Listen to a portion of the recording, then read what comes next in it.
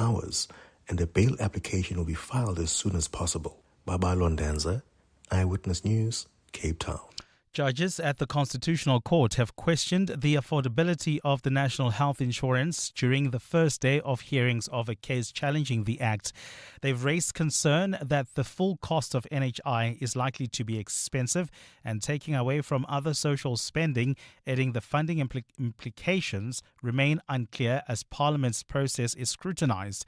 The Board of Healthcare Funders and the Western Cape Government have brought the case to the Apex Court against Parliament's public participation process.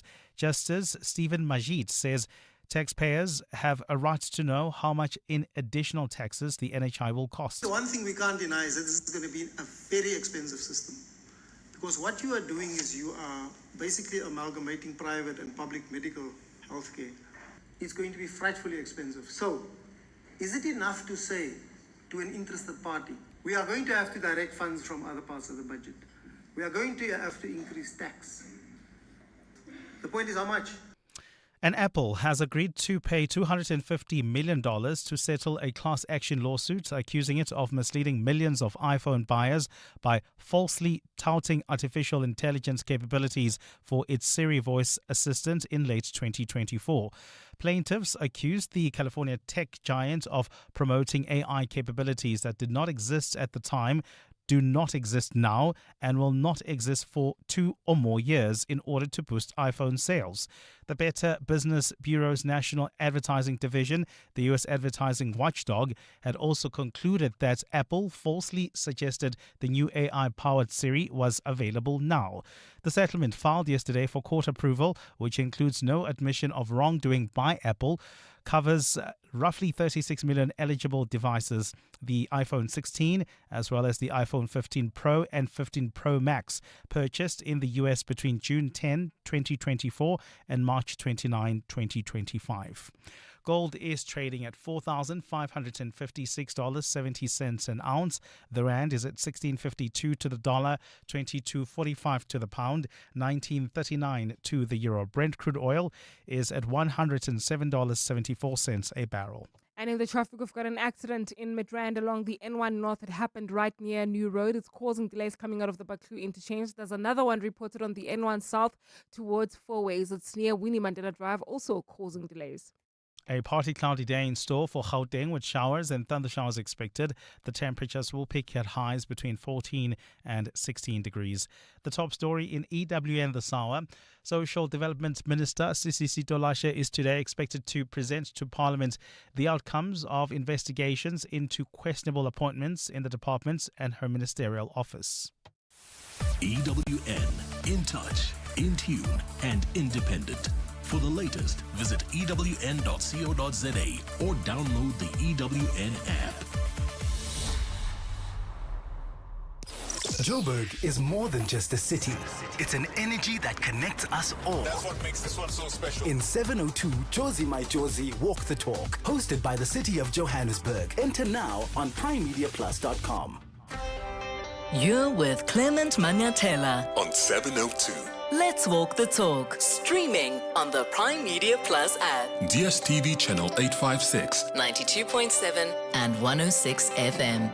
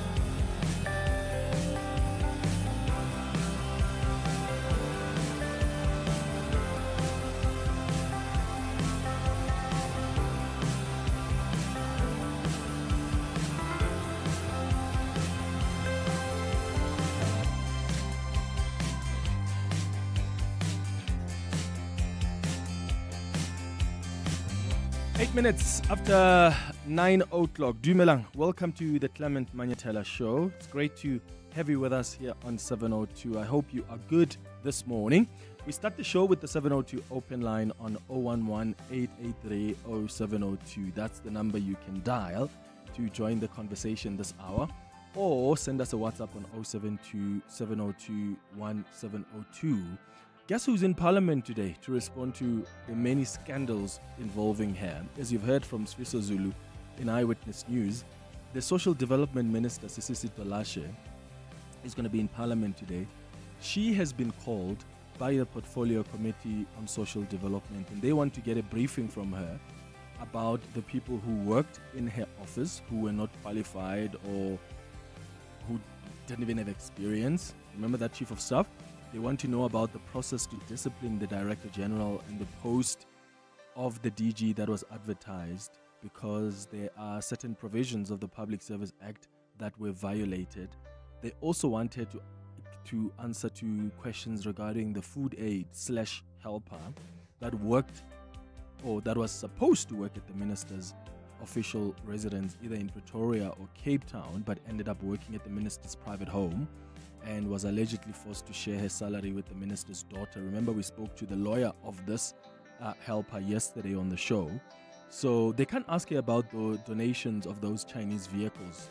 Remember, those Chinese vehicles that she gave to her children, and then told Parliament, oh, I didn't declare that gift because this was a donation to the ANC Women's League. And then when we call the ANC Women's League, they're like, nope, we know nothing about those donations. So they can't ask her about this because it's got nothing to do with the Portfolio Committee or her work as a social development minister. But that's something to look out for vandag in Parliament. So stay listening to 702 for the latest coming out of that committee meeting. And then the fuel price is going up. The fuel increase across different grades took effect in the early hours of this morning. Both grades of petrol increased by 3.27 per litre, while diesel goes up by 5.27 a litre. And last month, the Competition Commission published its second cost of living report, building on the findings. The latest report, released in April this year, tracks changes in the prices of essential goods and services that are affecting South African households. And I would like to know how you've been affected and how you have been adjusting, because these are uncharted waters. That report by the Competition Commission confirmed that the cost of living pressures remain structurally embedded. We've got essential goods and services that are continuing to increase at rates above the overall consumer price index, even as headline inflation has moderated. And in addition to that, rising fuel prices and higher inflation are hitting where it hurts the most, which is our pockets. Right? Now you've got reports suggesting that the latest surge in fuel costs, driven largely by these global tensions, is actually expected to ripple throughout the economy for probably even much longer, which means higher food prices, more expensive transport, and ultimately you see an increase in the cost of almost everything we rely on daily. And yes, you've got some workers who may see salary increases this year, but economists are warning that inflation could climb above 4.5% by later this year and into early next year, meaning those increases may not stretch as far as people are hoping for. So how are you tightening your pockets to survive right now? How are you surviving the economic situation? What are you cutting back on? Is it on groceries? Are you cutting back on entertainment? Have you cut down on transport? Maybe you've decided to buddy up with colleagues and you travel together. I just want to know how you're tightening your pockets to survive right now, because a lot of people have to make changes. And do you feel like your salary is actually keeping up with the rising cost of living, or are you just falling behind like most people? Give me a call, please, on 011-883-0702. These are tough times, and I'm just wondering how you're navigating them. The WhatsApp line is 072-702-1702. Also, on the open line this morning, Operation Epic Fury. Remember that? the US's war in Iran. Apparently, the operation is over. And the process now, apparently, is on the securing of the freedom of movement in the Strait of Hormuz. And look, I'm using apparently here intentionally because you just never know with the US. In fact, I've just seen a social media post by President Trump, which I don't know if it's aligned to what Marco Rubio said yesterday, and I'll play you a clip of Marco Rubio in a moment. But President Trump tweeted this, and I quote, "Based on the request of Pakistan and other countries, the tremendous military success that we have had during the campaign against the country of Iran, and additionally the fact that great progress has been made towards a complete and final agreement with representatives of Iran, we have mutually agreed that while the blockade will remain in full force and effect, Project Freedom, which is about the movement of ships through the Strait of Hormuz, will be paused for a short period of time to see whether or not the agreement can be finalized and signed." That is what President Trump said. But Marco Rubio, a couple of hours ago, was telling journalists that Operation Epic Fury is now over. This is very confusing to me. The last time President Trump agreed to a ceasefire, he made some demands, and he said he wants the dismantling of key Iranian nuclear facilities. Remember? He said he wanted a permanent ban on nuclear development and limitations on ballistic missiles. Iran came back and said, well, we want the withdrawal of U.S. forces from the Gulf region. We want the cessation of war on all fronts, including in Lebanon. We want the acceptance of Iran's uranium enrichment program, lifting of all sanctions against Iran, etc., etc. And Trump's approach at the time was, if you don't agree with our conditions, then we're going to continue bombing Iran. Remember, President Trump even warned that a whole civilization was going to die. He threatened to annihilate Iran. And now the US claims that they got what they wanted in Iran? Why was the president then making those threats not so long ago? Now the US claims they've achieved their objectives. How? Why? And how when Trump's still committed to continuing with the war? Here's what the Secretary of State, Marco Rubio, said a couple of hours ago. The operation is over. Epic Fury, as the President notified Congress, we're done with that stage of it. Okay, we're now on to this Project of Freedom. The operation, Epic Fury, is concluded. We achieved the objectives of that operation. I'm not going to, we're not cheering for an additional situation to occur. We would prefer the path of peace. What the President would prefer is a deal. He would prefer to sit down, work out a memorandum of understanding for future negotiations that touches on all the key topics that have to be addressed, a full opening of the strait so the world can get back to normal. And he preferred that be negotiated through the route that Steve and Jared have been working and that all of us have been supporting. Yeah, it's quite wild. He also called on the international community to rally behind efforts to reopen the Strait of Hormuz. And I think it's a real test for the UN, right? As a function, as something that functions that can solve global problems. What is the purpose of the UN? The UN was supposed to be a place where you could peacefully resolve global conflict. Right now you have a country who is unlawfully, criminally, and illegally taking possession of an international waterway and blowing up commercial vessels and putting mines in the water. I don't know if people appreciate how outrageous this is, how unacceptable it is that any country would fire and try to sink commercial vessels or put mines in the water. Both of these things are illegal.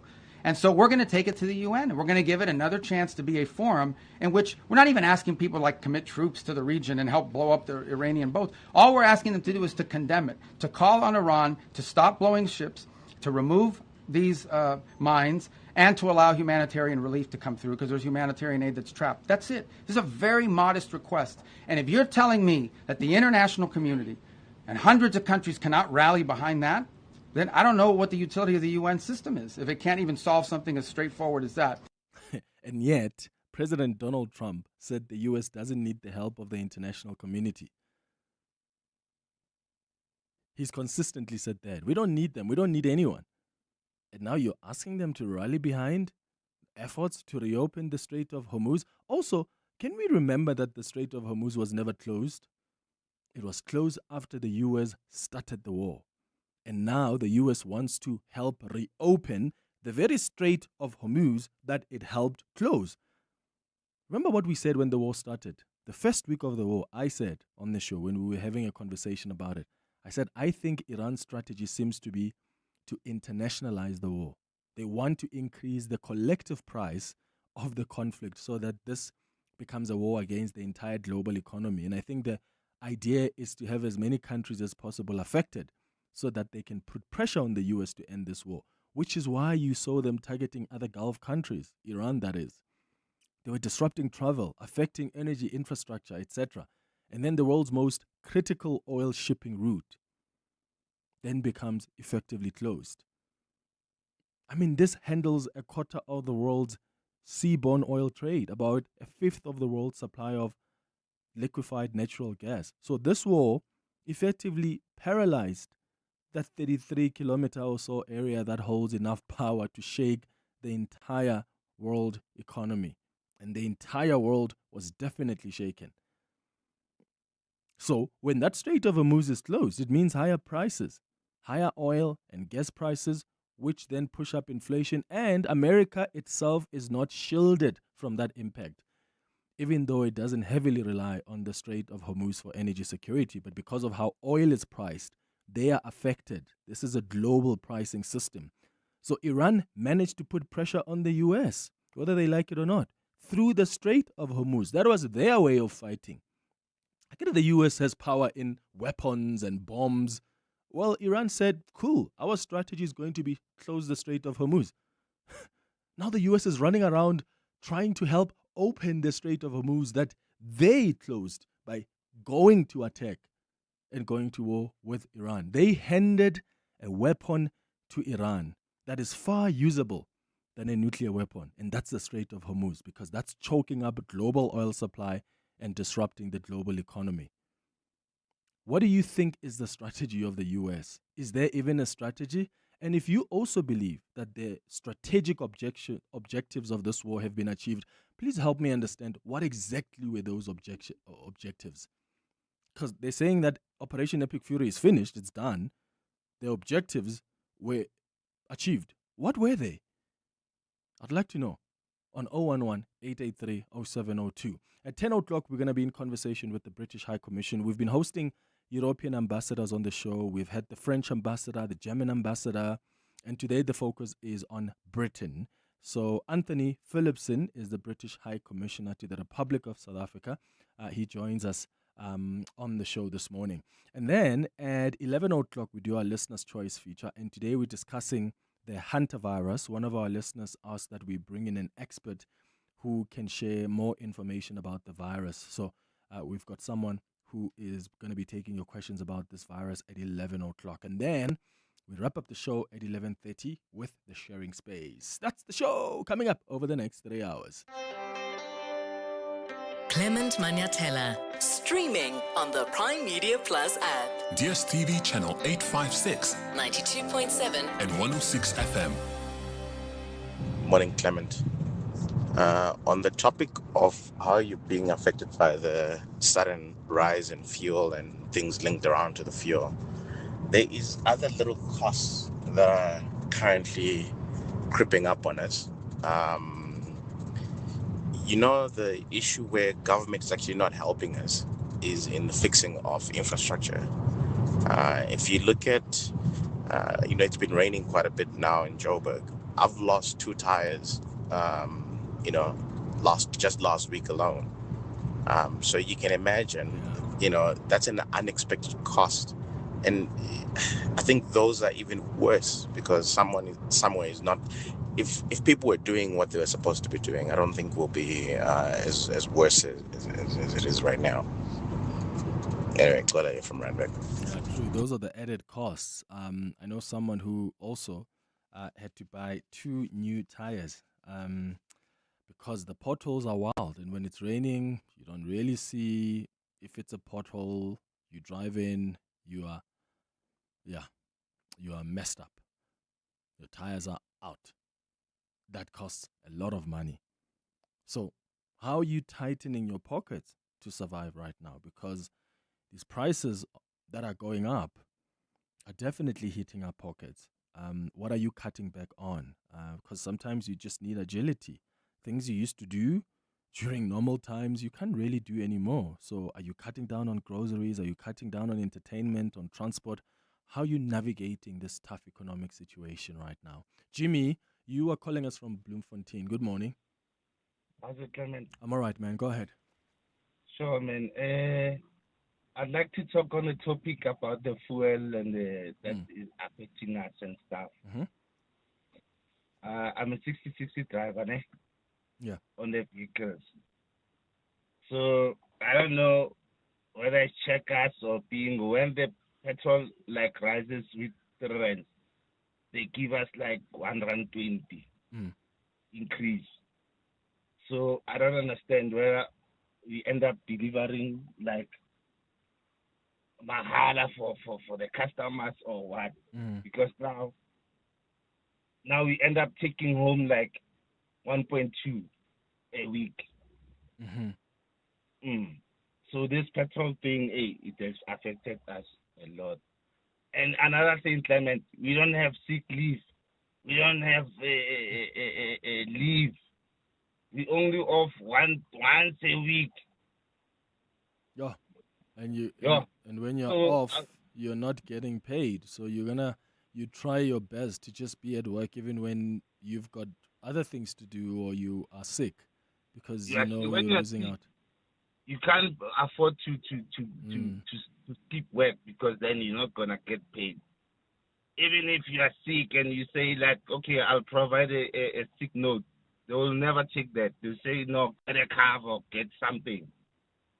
Yeah, that's hectic. Jimmy, in Bloemfontein, thank you so much for sharing your experience with us, and all the best.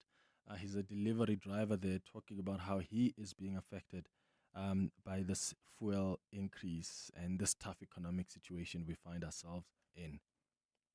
More of your WhatsApps on 072 702 1702. Hey, Manin Clem, Obrin Foslavas. Clement, the issue of the living economy, it's very difficult, Clement. We don't even know where to start. The rise of fuel is affecting a lot of things, and for someone who has kids like us, it's very difficult. You will not even know what to cut or where to save. My question, Clement, still remains. I remember in 2015, Tina Jomat Peterson, she sold our oil reserves under this thing that they were being rotated or something like that. The opposition parties now, we are relying on you. What happened? Is there a report, Clement, was there a final report that what happens to those, I think, 10 billion barrels of our reserved oil that suddenly disappeared? Can you please help us? The opposition parties, I know the ANC is not going to follow it up because it was one of their ministers. This is the only way that we can maybe be saved from this rising economy and the cost of living. Thank you, Clem. Good morning, Clement and team. This issue of rising costs, in particular the fuel costs. As much as everyone is affected, especially if you have a car and you're traveling quite a lot, but my heart goes to the families that will have to travel using taxis, one, where the fares are supposed to be increased. Number two, the cost of electricity, where you spend about 250 rands or 300 and then you only get 50 units.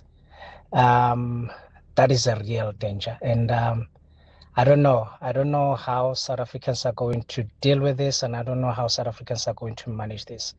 This is a catastrophe. And let's hope that these tough times will never last. Nice show as usual. Yeah, let's hope so, hey? 27 after 9. Your voice. Your station. Your open line. Walk the talk with Clement Manyathela on 702. Morning, Clement and the listeners. This is Mnetis here. I think on the mixed messages coming from America about what's happening in Iran, it's just been the order of the day in this unplanned and haphazardly thought war. There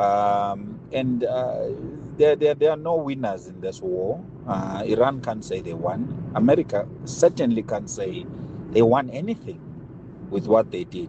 So I think it's just a confusion because nobody knows what the objective was. So when you didn't know what the objective was, there's no way to quantify winning or achieving anything, because you don't know what you wanted to achieve.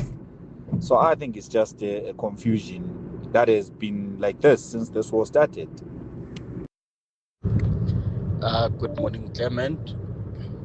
I don't believe Trump,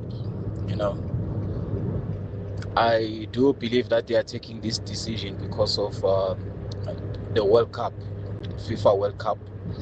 They don't want by June still to be engaged in wars and so forth. And they also need Trump to concentrate on the November mid elections. So they are just saving face.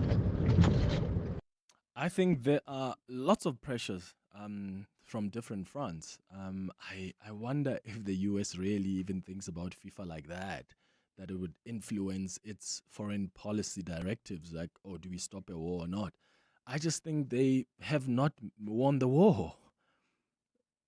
They have not. Trump said, we're going to wipe out the entire civilization. What happened to that threat? Then he agreed to a ceasefire for 2 weeks. And then he's been extending that ceasefire ever since. Ceasefire wasn't the end of the war. Ceasefire was pause. We're going to continue soon because we're not done. How do you continue if you are done? Now they're coming back and they're saying, no. It's actually not a ceasefire. The war is, Operation Epic Fury is over. What do you mean? The last time you said you are pausing, you'll continue soon. Now it's over? So if it is over, then what were you going to continue to do? What have you achieved? And I don't think the US can tell you what it's been able to achieve this time around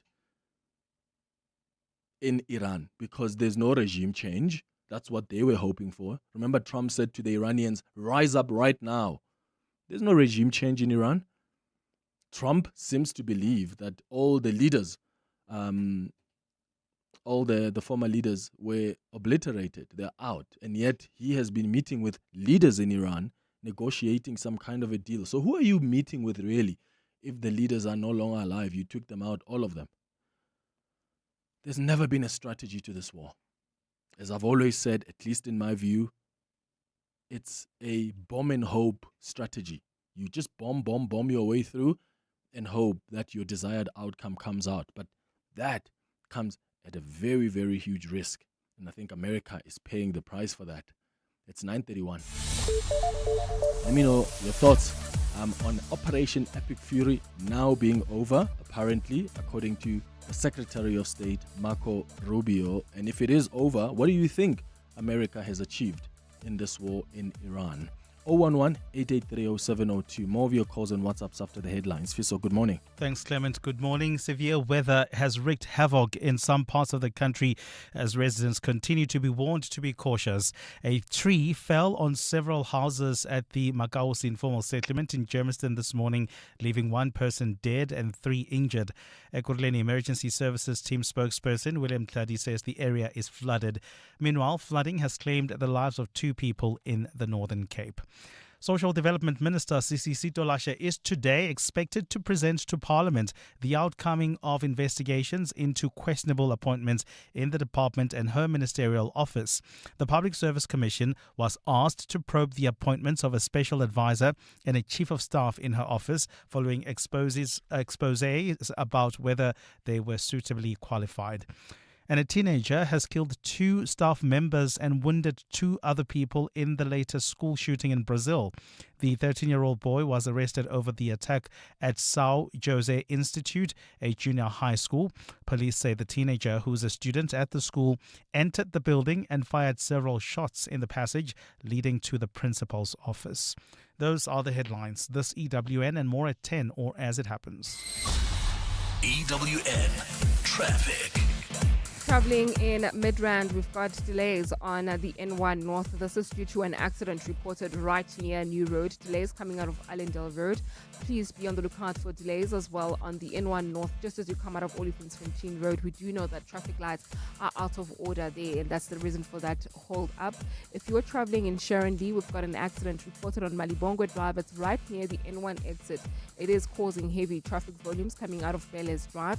Please be on the lookout there. You can still use alternative routes like Jacaranda Avenue as well as Winnie Mandela Drive, particularly if you are leaving the Fourways area. If you are traveling on the M2 West in the Amalgam area, delays towards Main Reef Road. There's also queuing traffic in Bedford View. This is along the N12 West between Edenville Road and the Kilulis interchange. Do remember that traffic lights are still out of order in Edenville at Modderfontein Road and Van Riebeck Road. They're also out in Sandton at the M1 North and Grayston Drive. Please approach with care. More updates coming up. Stay tuned. There's more EWN on air, online, and on the EWN app.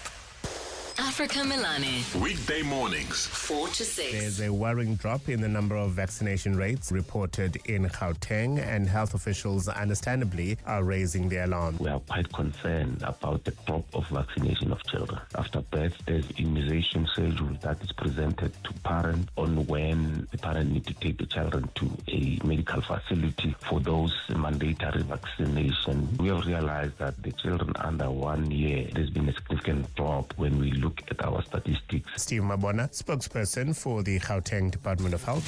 Africa Milani. 4 to 6 on 702. Joburg audiences are loving Pretty Women the musical. Don't miss the Broadway and West End smash hit, packed with romance, laughter, and the unforgettable music of Bryan Adams.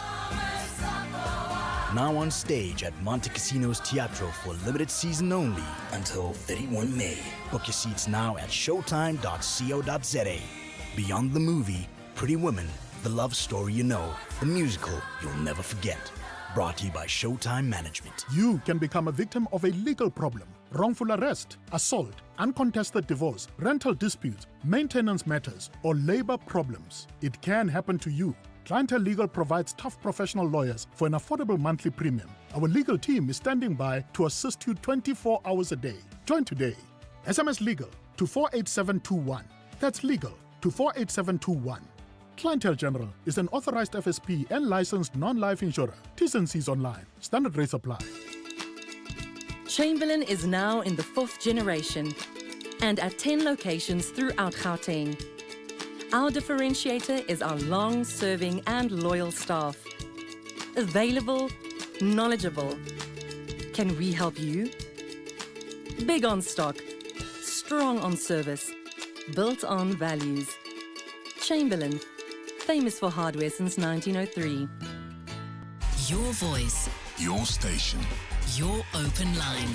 Walk the talk with Clement Manyathela on 702. 24 minutes before 10 o'clock. Your calls continue this hour on 011-883-0702.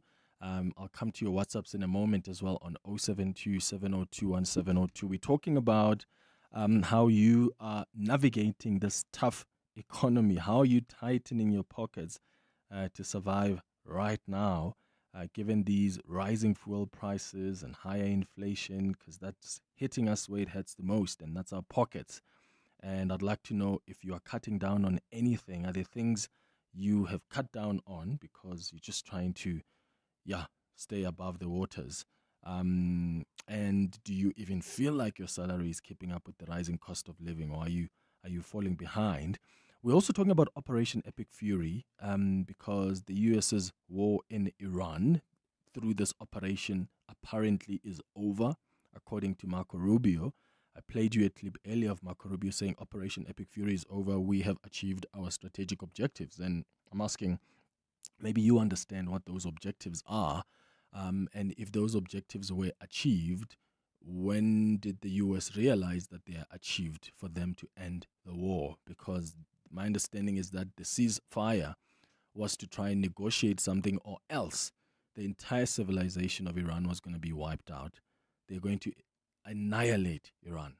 So you paused it, but now it's over. What's going on here? Let's start with you, Solomon. You're calling us from Johannesburg. What are your thoughts? Good morning. Good morning. Thank you very much, Clement, for a quick few words. I've been listening to some of the discussions on this matter. Many of the guys that are calling in are actually wrong. Number one, on the war, firstly, Trump is a president of the U.S. in name only. The true president and controller of Trump is Netanyahu. The Zionists in Israel control the U.S. end to end. So this war is not a U.S. war. This war is a war that's been orchestrated directly by the Zionist regime from Israel, and they're utilizing the U.S. military as their pawn to be able to initiate this war. So I think we are fooling ourselves if we assume that this war is being controlled by Trump. It isn't. It's Netanyahu's war. The second issue is with regard to ceasefire. Ceasefire by who? Ceasefire means that the U.S. wants one side to stop while it carries on each side. So the ceasefire is only asymmetrical in terms of one side with regard to this. The third issue, which is very, very clear, is that the reality is this, that we need to be able to understand the geopolitical dynamic in terms of why this particular war is being fought. So if we understand that, then you'll understand why it's affecting us. So for us, on the bottom part of Africa, unfortunately, we are being taken through a Zionist regime that is now causing conflict across the world in terms of their particular agenda, and now we caught up in it end to end. Thanks, Clement. Over to you. All right, Solomon, thank you so much for your contribution. Let's hear what the other listeners think. Steve, you are in Alberton. What are your thoughts? How's it, Clement? Sharp, man. Go ahead. Yeah, very quickly. Remember some time ago, I think roughly about 2 years ago, U.S. came out stating that they have obliterated the capacity of Iran to develop any nuclear weaponry, and there's no threat. There's no longer a threat. Yes. There's no longer a threat. And now, one of the reasons that they were embarking on this war again, this Operations Epic Fury thing, one of the reasons was about the nuclear capacity to develop, for Iran to develop. So, the first one was a lie, because if you have obliterated... What are you going back to do? why are you going there the second time? Yes. With the same objective, meaning that it was a lie. And now the U.S. is left with an ostrich egg on their face because they have a president at their helm who's non-consultative. Apparently, in a process that involves the government, you need to consult with the Senate for any action that you... And Trump is busy just going carte blanche, and not consulting with anyone and doing their own thing, like the previous caller saying, with his buddy Netanyahu carrying out these missions. Now, there is nothing to prove for them to show. This is a deja vu of what happened in Iraq about weapons of mass destruction. You know, that there were mass, and when it came time for them to show us their quest, on the weapons of mass, nothing materialized. There were no weapons of mass destruction. There is much more agenda and propaganda that they are busy with that has nothing to do with what they say their objective is. And now the Strait of Hormuz, Iran, like you rightfully say, is muzzling the whole war thing, because now they are realizing that the importance is the socio-economic side of these things, because now we're not getting the business going, and now we have to, swallow our pride, quibble under the pressure, and be made to eat our head, as it were, because this war it's a war that is not yielding any benefit for U.S. and its allies as well, Stephen, because I think part of the reason the U.S. is under pressure to stop this is the Persian Gulf. There are countries in the Gulf who are saying to the U.S., yo, these guys are going to attack our infrastructure. They will attack us if you go after them. And also, I mean, in the UAE, I know I was booking flights about 2 weeks ago, and I'm avoiding the UAE. That's not good business for them. Or even Qatar. You can't fly via there because you don't know if your flights are going to be cancelled or not because there's still instability. So that is a big economic impact on those countries. They want the war to end and they put pressure on Trump. So does China. So, and Trump now realizes that, this is not really working in the way we wanted it to work. Look at what we've caused. We've caused the Strait of Hormuz to close. So let's step back a bit. But I'm just shocked at the lies of we have achieved our strategic objectives. What were they? Then tell us what were they. And to your point, Stephen, if the strategic objective this time with Operation Epic Fury was to destroy the nuclear capabilities, then you must admit then that you lied to us the first time with Operation Midnight Hammer when you said we've obliterated all their nuclear infrastructure. Absolutely. So at Clement, there is nothing to show, like you say. They have just caused a lot of angst for the business, and that goes through the Strait of Hormuz. And now Trump is the panacea. It's an antonym. He's a panacea to himself and the country and the world. Yep. Stephen in Alberton, thank you for your thoughts. Let's hear what the other listeners think. Thompson, you are in Midrand. What do you think? Good morning. Morning, Clement. How are you? I'm all right, man. Go ahead. I'm good, man. Clement, like I always say, I don't know if I always say this to you. People will always have takes on things and how they see things. Geopolitics can be very tricky sometimes. Yes. And I always say this, geopolitics, if you are going to look at them from one perspective, you might miss a lot. When it comes to this war, what is happening or what has been happening? Because another thing, when you listen to people commenting about this war, it sounds like people think this is a Trump war. If you've been alive, I don't know how, I'm sure, of course, you've been alive. This threat of Israel, Iran, and America has been there for years. Because if you look at the region itself, there's a lot of things that has been happening in the Gaza region. And the threat between Iran and Israel and America, you can go back to the 70s if you want. 1979, if I recall, when there was this slogan that was termed "Dead to America, Dead to Israel." And Iran has always been threatening that they want to wipe out Israel out of the map.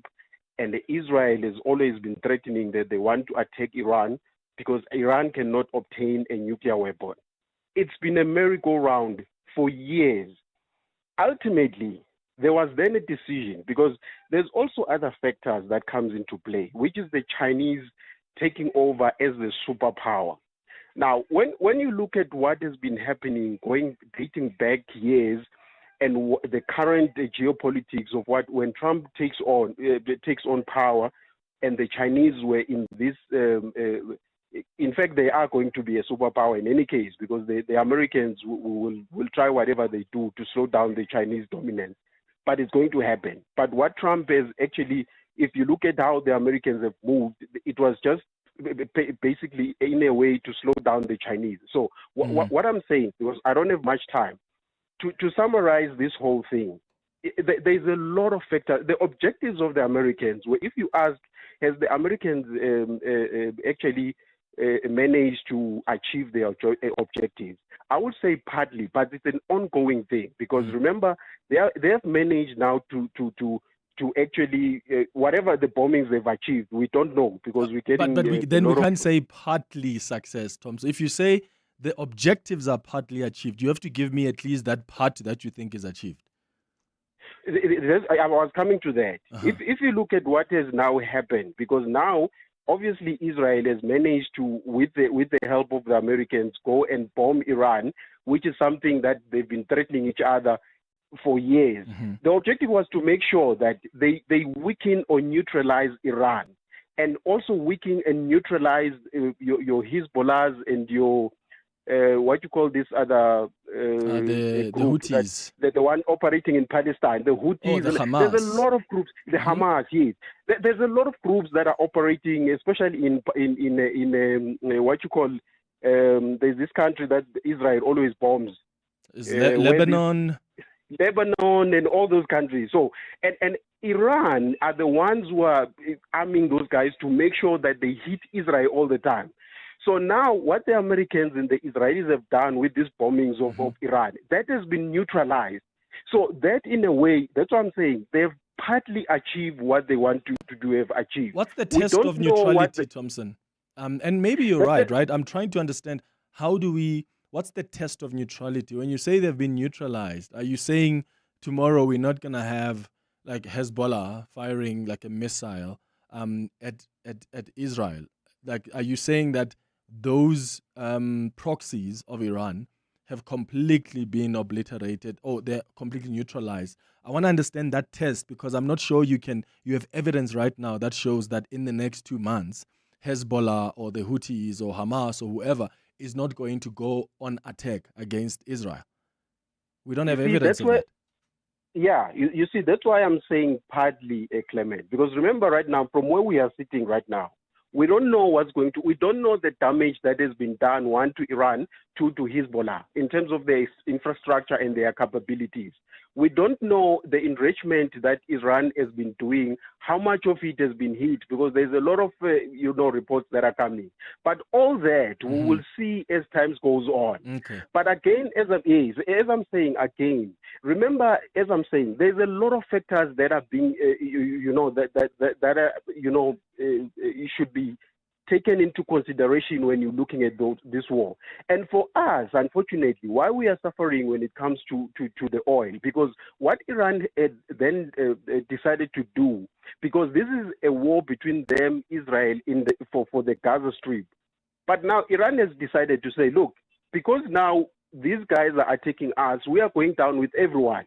Obviously, I'm sure, I don't know whether they were hoping to say, then the world will come and try to stop the Americans, which was not going to happen in any case. Well, the world has tried to put pressure on the Americans, like Qatar, the UAE, all these allies of America, where there are U.S. military infrastructure, these military bases of the U.S. in the Gulf.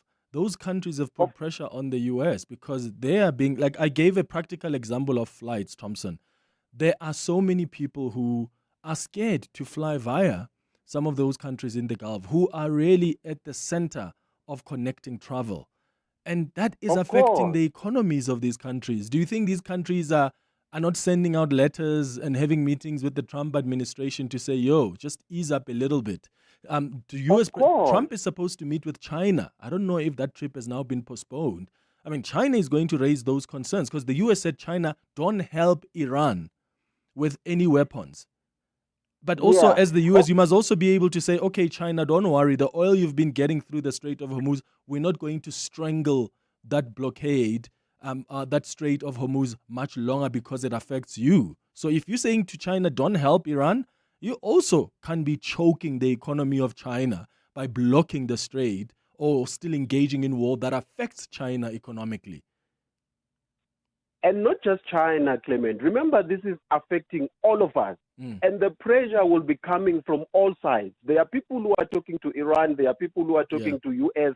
If you look at the decisions of the U.S., partly or some of it are influenced by the pressure that's coming from their allies, from all other parties. And absolutely. Will threaten, and then they will stop because there is a geopolitical game that is being played. And that's what I'm saying. If you look at it from a one view, there's a lot of factors that are being got you. Thompson. There's a lot that's happening. Got you, my friend. Let me let you go. I've given you a lot of time. Let me hear what the other listeners think. But I think I get the point that you're making. I just slightly disagree with you on the test of that the proxies are neutralized. But let's hear what the other listeners think. 011-883-0702. I'll come back to your calls and WhatsApps after this. 702 Breakfast with Bongani Bingwa. My show is about getting you informed. By the time you get to the office, your place of business, or wherever you need to go, hopefully you have a fairly good idea what's happening in Johannesburg, in Gauteng, and around the world. We want you to be part of those water cooler conversations, and you will be part of those conversations because you'll be a better informed citizen. What I like about the 702 family and 702 land is the ecosystem system that we have built, the community. It's all about connection, because we may be different, but ultimately the people you talk to and the people you hear are facing issues just like you. 702 Breakfast with Bongani Bingwa, weekdays from 6 to 9 a.m. Work isn't just about what you do, it's about who you're doing it with. Choose a workday experience that sets you up for collaboration, community, and rocket fuel energy with WeWork. 24/7 access to open plan structures, stylish private offices, and a fully integrated co-working community. Unique workspaces designed for real people with real workdays. Book a free guided tour at WeWork, Rosebank, Sandton, or Cape Town. WeWork.co.za. Made for work, built for business. Running a small business means every rand counts. Thanks to My Way Business Insurance, I save up to 20% on my insurance premiums every month for my buckies and tools of trade. Now, I get to save some extra cash for my business and focus on giving my clients world-class service. Switch to My Way Business Insurance and save up to 20% on your buckies and tools of trade. Real businesses, real savings. Call us on 0860 646464 for a quote today. My Way is a licensed non-life insurer and FSP. Standard rates and T's and C's apply. Imagine a holiday where the only thing on the to-do list is enjoy yourself. With Norwegian Cruise Line, you can sail to over 400 destinations worldwide effortlessly. Visit ncl.com for the best deals or contact your travel agent today. Norwegian Cruise Line. It's different out here. T's and C's apply. Your voice, Your station. your open line Walk the talk with Clement Manyathela. on 702. It's 6 minutes before 10 o'clock. Good morning, Clement and the listeners. It's Kaniso here from Johannesburg. I'm an e-hailing driver.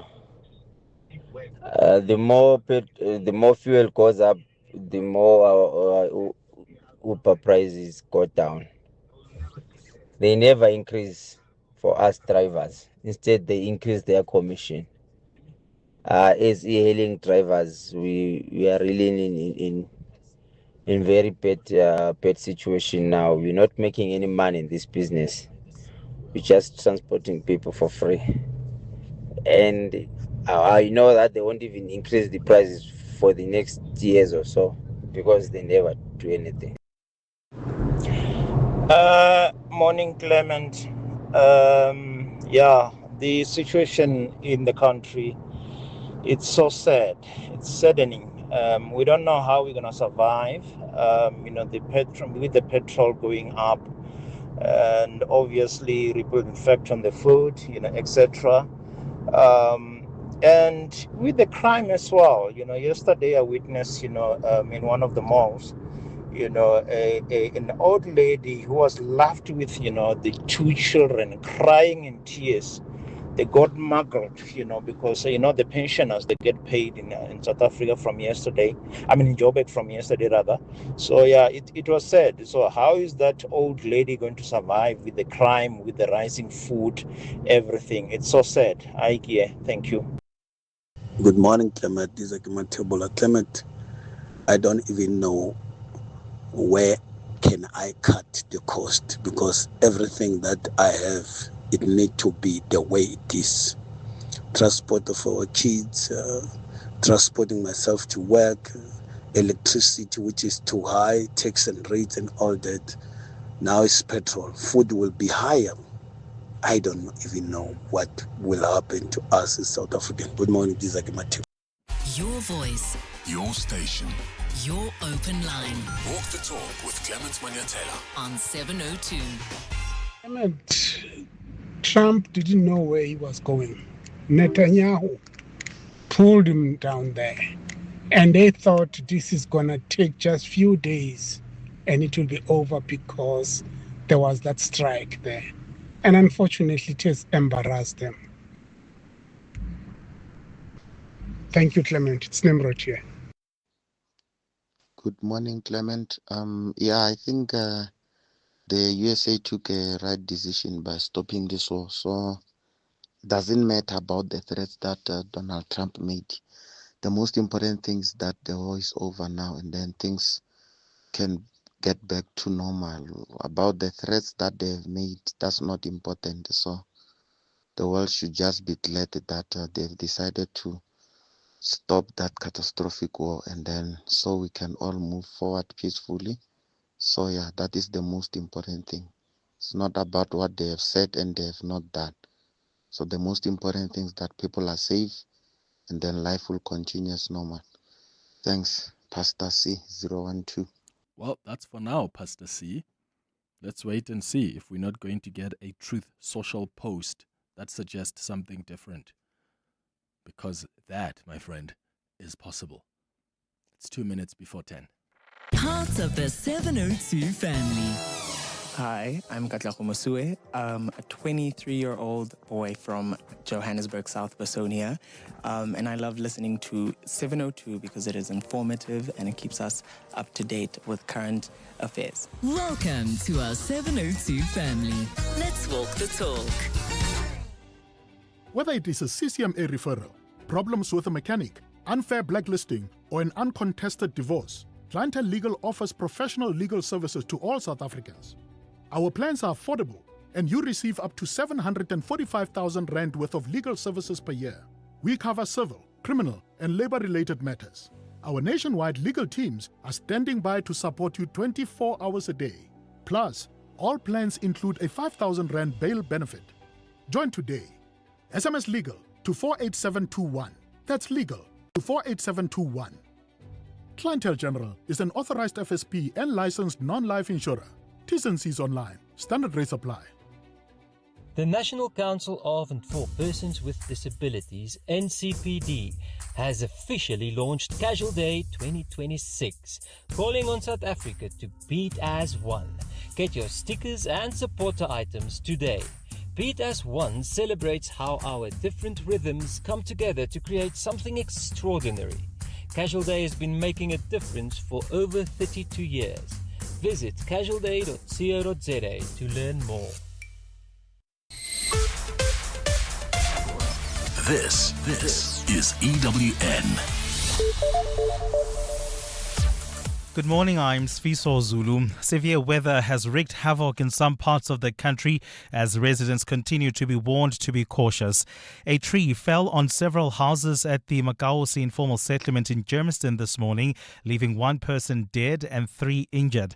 Ekurhuleni Emergency Services Team spokesperson William Tladi says the area is flooded. Other 3 patients were accounted for on scene.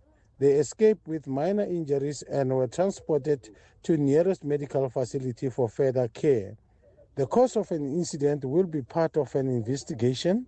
The scene was handed over to South African Police Services for further investigation and for the removal of the deceased to a forensic pathology services facility. Flooding has claimed the lives of 2 people in the Northern Cape.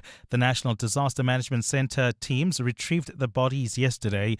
Authorities say it's unclear whether the victims drowned or were washed away. Camray Clark reports. The bodies of 2 flood victims were recovered in the Northern Cape yesterday, just as 2 army helicopters were deployed to the province to assist communities cut off by the storm. Forecasters say the intense cold front is expected to make landfall in the northwest, Limpopo, KwaZulu-Natal and the Western Cape. Disaster authorities are also monitoring high-risk areas in the Eastern Cape after deadly floods in Mthatha last year. The Eastern Cape Education Department has closed schools as a precautionary measure. In the Western Cape, several schools in Oudtshoorn, Knysna and George will be shut for 2 days due to the inclement weather. Camray Clark, Eyewitness News. Social Development Minister Sisisi Dolashe is today expected to present to Parliament the outcoming of investigations into questionable appointments in the department and her ministerial office. The Public Service Commission was asked to probe the appointments of a special advisor and a chief of staff in her office following exposés about whether they were suitably qualified. Dolashe's disciplinary action initiated against the former Director General of the department, who concluded his 1-year contract at the end of March, is also under the spotlight after Dolashe blamed him for signing a 5-year contract filled with errors. Lindsay Dentlinka reports. During a committee meeting last week, Chairperson Bridget Masango made it clear that she will not tolerate MPs grilling Minister Sisisi Dolashe on matters that fall outside the business of the department and that doesn't involve the expenditure of public funds. Tolashe is currently embroiled in a party political saga involving a donation of vehicles to the ANC Women's League, of which she is the president, and which it appears she registered in the names of her children and did not declare to Parliament. In a statement to the National Assembly yesterday, Action SA MP Darylene James said she would not relent in probing the minister's affairs, while grant beneficiaries and pensioners were faced with daily struggles to access support. These challenges require a capable ethical leader. Instead, we have a department engulfed in total crisis of governance, led by a minister who's the main instigator. Tolashe is also expected to explain to the committee why she's fallen foul of the president for initiating a recruitment process for a new Director General, which falls outside her powers. Lindsay Dentlinger, Eyewitness News, Parliament. Deputy Justice Minister Andrew Snell says the South African Human Rights Commission's findings should still be taken seriously. Nell was responding to the recent Constitutional Court judgment that ruled directives issued by the Commission are not legally binding. Members of the Justice Portfolio Committee have now called on Parliament to amend the legislation. Babalo Ndenza reports. The Human Rights Commission was dealt a blow last month when the Apex Court ruled that its findings are not legally binding, unlike the Public Protector.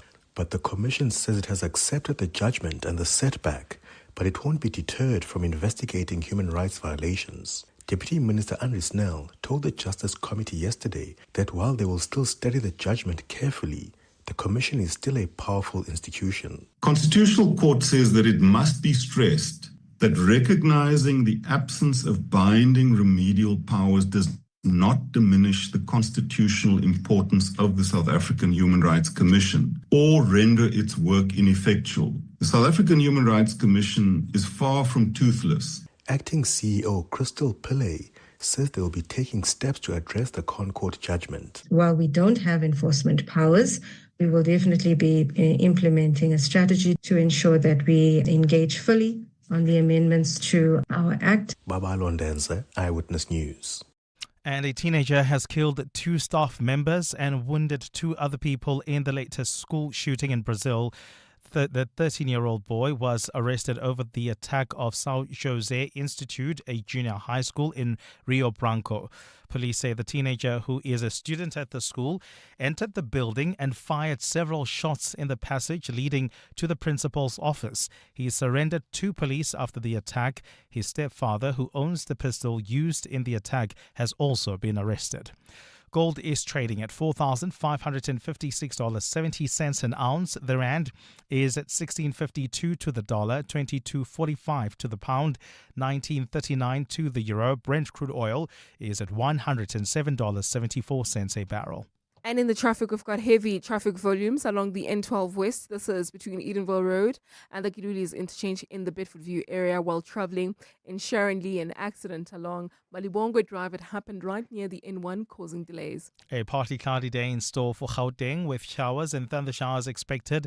The temperatures will peak at highs between 14 and 16 degrees. The top story in EWN this hour: severe weather has wreaked havoc in some parts of the country as residents continue to be warned to be cautious. EWN, in touch, in tune, and independent. For the latest, visit ewn.co.za or download the EWN app.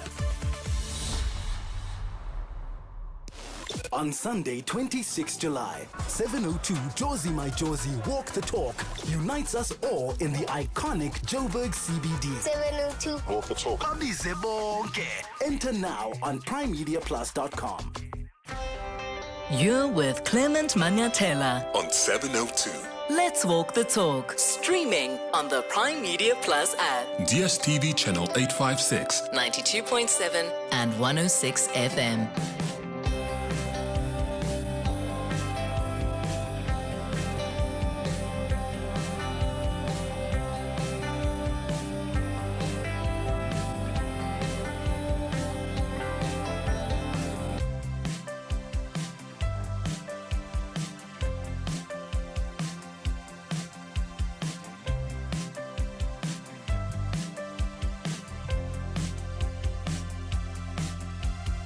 Seven minutes after 10 o'clock. Dumelang, welcome to the second hour of the Clement Manyathela Show. Thank you so much for staying with us here on 702. And as always, thank you for your contributions on the 702 open line.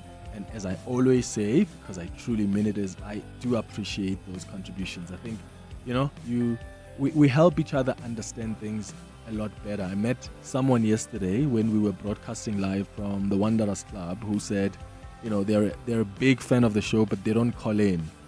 But they love it when all of you call in. And that's their way of just understanding different perspectives. So there are many people out there who listen to us who don't call in on the radio station, but they love your contribution. And I appreciate that we can hear so many different voices and opinions on various issues. Remember, at 11 o'clock, we are going to do our Listener's Choice feature. And Listener's Choice is where you, as our listeners, co-curate the content of the show with us. So you tell us what you would like us to speak about. And today, we've got a listener who has asked that we discuss the Hanta virus. You've heard about it.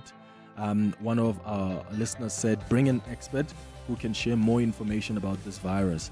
And that's what we're going to do at 11 o'clock on our Listener's Choice feature. And then we wrap up the show at 11:30 with the sharing space. You're with Clement Manyathela. 702. But right now, we start our conversation with the British High Commission. Remember, we've been hosting European ambassadors on the show since we started the show really this year. And we've had the French ambassador, we have had the German ambassador, and today the focus is on the United Kingdom. So Anthony Phillipson is the British High Commissioner to the Republic of South Africa, who is in studio with us this morning. And of course, South Africa's relationships with major European powers, you could argue, is being tested in a way. In fact, maybe the right word to use is that relationship is being redefined and in some cases recalibrated as the world shifts into this new global order. I mean, we've explored our ties with France, our ties with Germany, from partnerships, trade, shaped by trade, climate, cooperation, and evolving geopolitical realities. So today, we turn to the United Kingdom, a country with deep historical ties to South Africa and a relationship that remains significant. This is one of South Africa's largest investors and a key trading partner. There are billions in investments. It is also South Africa's fifth largest export destination, accounting for around 5% of exports. So we've got the High Commissioner in studio with us. Remember, how we do this is if you've got some inputs, if you've got something, maybe perhaps a question you want to ask the High Commissioner about the conversation we're having, feel free to call us on 011-883-0702. You can send your WhatsApps as well on 072-702-1702. High Commissioner, thank you so much for making time for us. Good morning. Welcome back to the show. Thank you. Good morning to you. It's great to be back. It's great to have you back. I just want us to start off where we started in the previous hour on the 702 open line. We were talking about what just came out a couple of hours ago from Marco Rubio, who's the Secretary of State, that Operation Epic Fury is now concluded because the U.S. believes that they have achieved their strategic objectives. What's your reaction as the United Kingdom? You've always indicated we don't want to join this war. You've been watching from the sidelines, but you've been concerned about the blockages on the Strait of Hormuz. What's your reaction to now we're told the operation is completed? So I think there's a couple of things I would say. First of all, we have made our position very clear on taking part in the military action, but we've also made our position very, very clear that we utterly reject Iran's response in terms of its attack on its neighbors, and we've been working very closely with countries in the Gulf to address that challenge. We've also made absolutely clear over many, many years, including, I spent 3 years as head of our Iran department between 2007 and 2010, so we have always been very clear about our concern about Iran's behavior in the region, its support for proxies such as Hamas and Hezbollah, and we've also been very clear about our concerns about its nuclear program. Mm-hmm. Having said that, we now have been very focused over the last few weeks on encouraging a return to diplomacy, encouraging a return to talks to address these issues through diplomacy. And we've also been very focused, the work that my Foreign Secretary has been very actively engaged in, the Prime Minister has been very actively engaged in terms of ending the blockade of the Straits, because the impact that this is having on the global economy in terms of interruption to fuel supplies, but also the indirect impacts on things like fertilizer, agricultural products. These are global challenges. So that is where we have been focused. So if the military operation is over, I think that is a positive step. I mean, I'm not very close to the process. I must be very, very clear about that. And I think our focus will remain on a return to diplomacy and opening up the straits so that normal trade and commerce that is so important to all of us around the world, including South Africa, can resume.